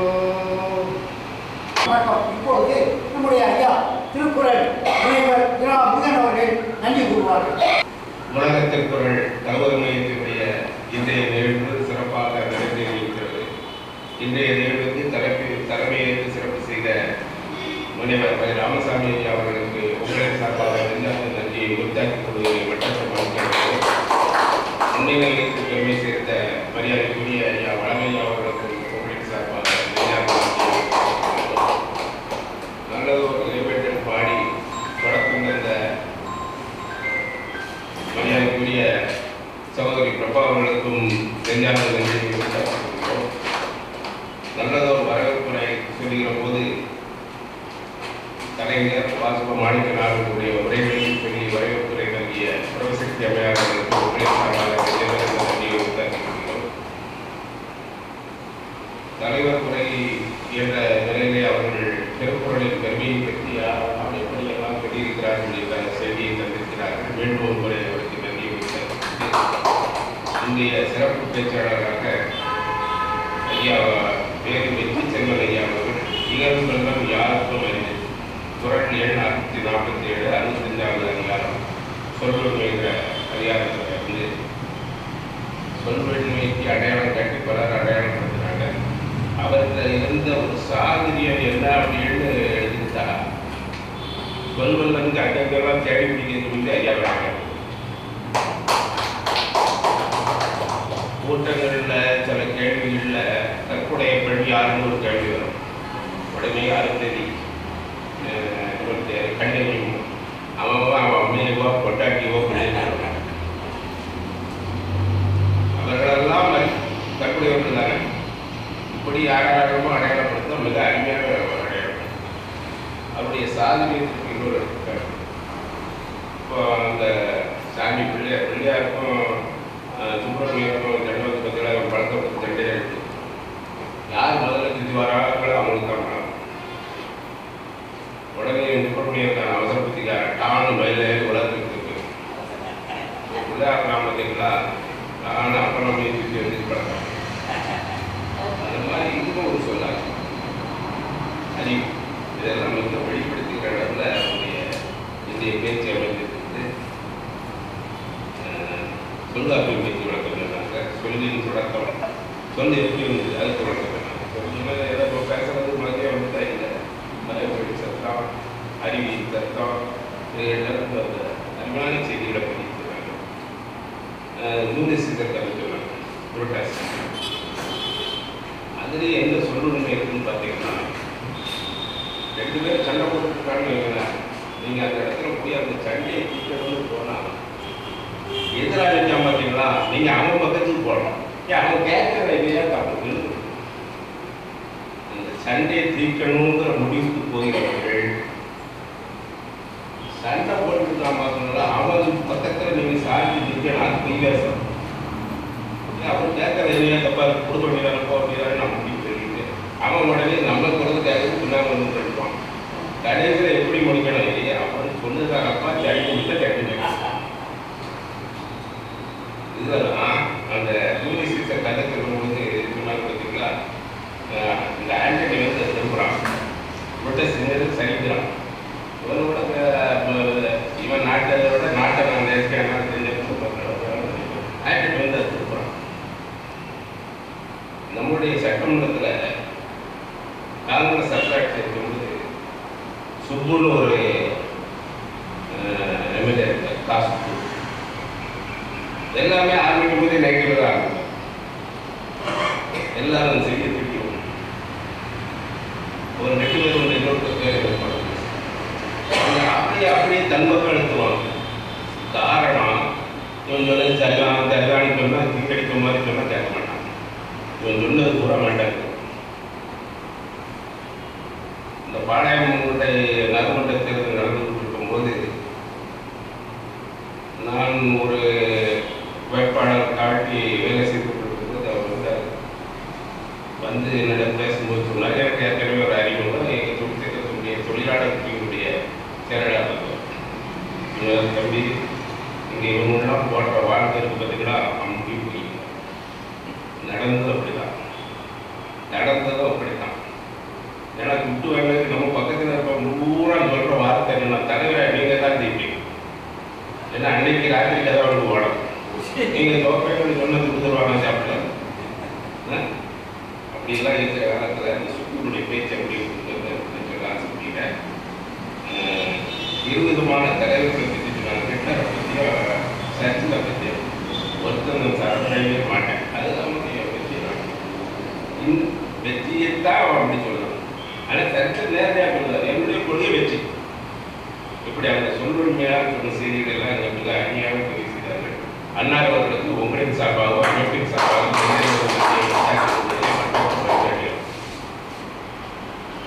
கேள்விக்கிடை தொடங்கிற போது சொல்லுண்மைக்கு வீட்டைகளே சொன்னார்.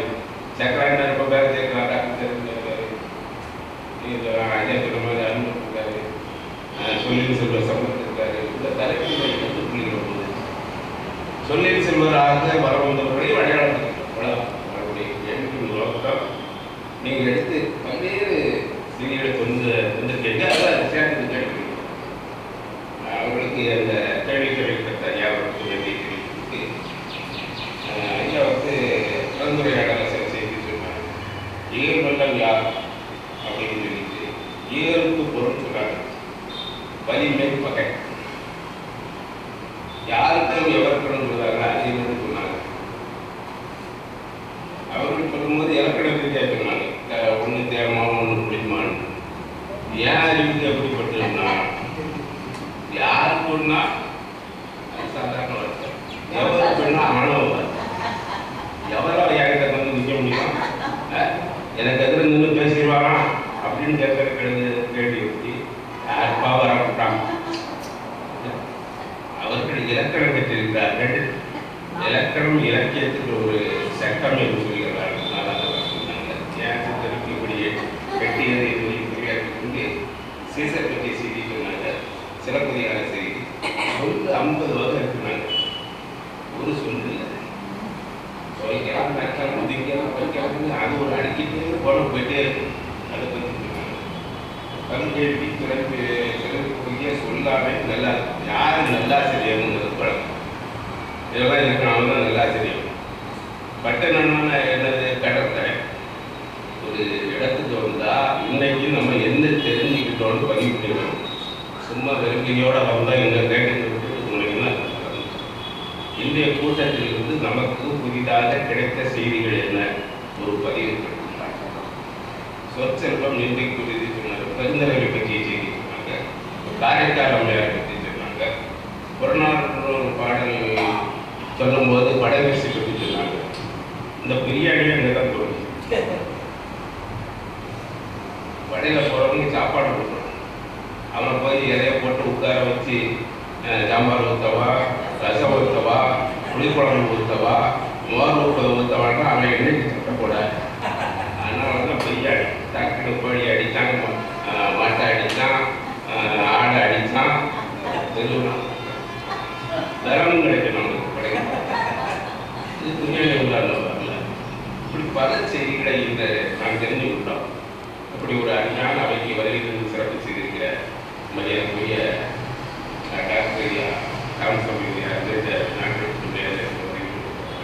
அவர்களுக்கும் அமைப்பின் சார்பாக நன்றியை உரித்தார். அவருடைய அன்புக்குரிய எனக்கு போதைமானவர்களுக்கு சிறப்பு செய்திருக்கிறார்கள். அவர்களுக்கு நன்றியை உரித்தார்கள்.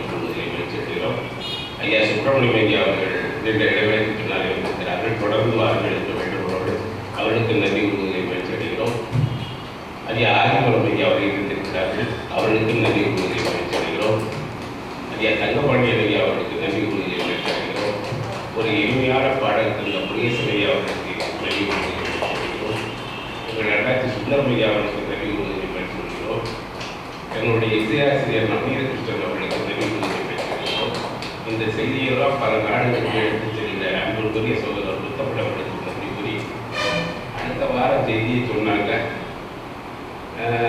அடியே எழுதிய ஒரு நூல் வெளியிட்டுள்ளா. இதை நான் தனியாக நோட்டீஸ் கொடுத்துட்டு கிடைக்கப்படாதவர்கள் நான் அந்த வருகிற சனிக்கிழமை 15ஆம் தேதி வருகிறது சிறப்பு செய்யணும். எதை செஞ்சாலும் சரியாக செய்வான்னு சொன்னார். செய்யலைங்கிற கல்வி இந்த நூல் இனமாக தான் தரப்படும். அதை நான் மற்ற விஷயம் எழுதியிருக்கேன். நூல் இனமாக தரப்படும்.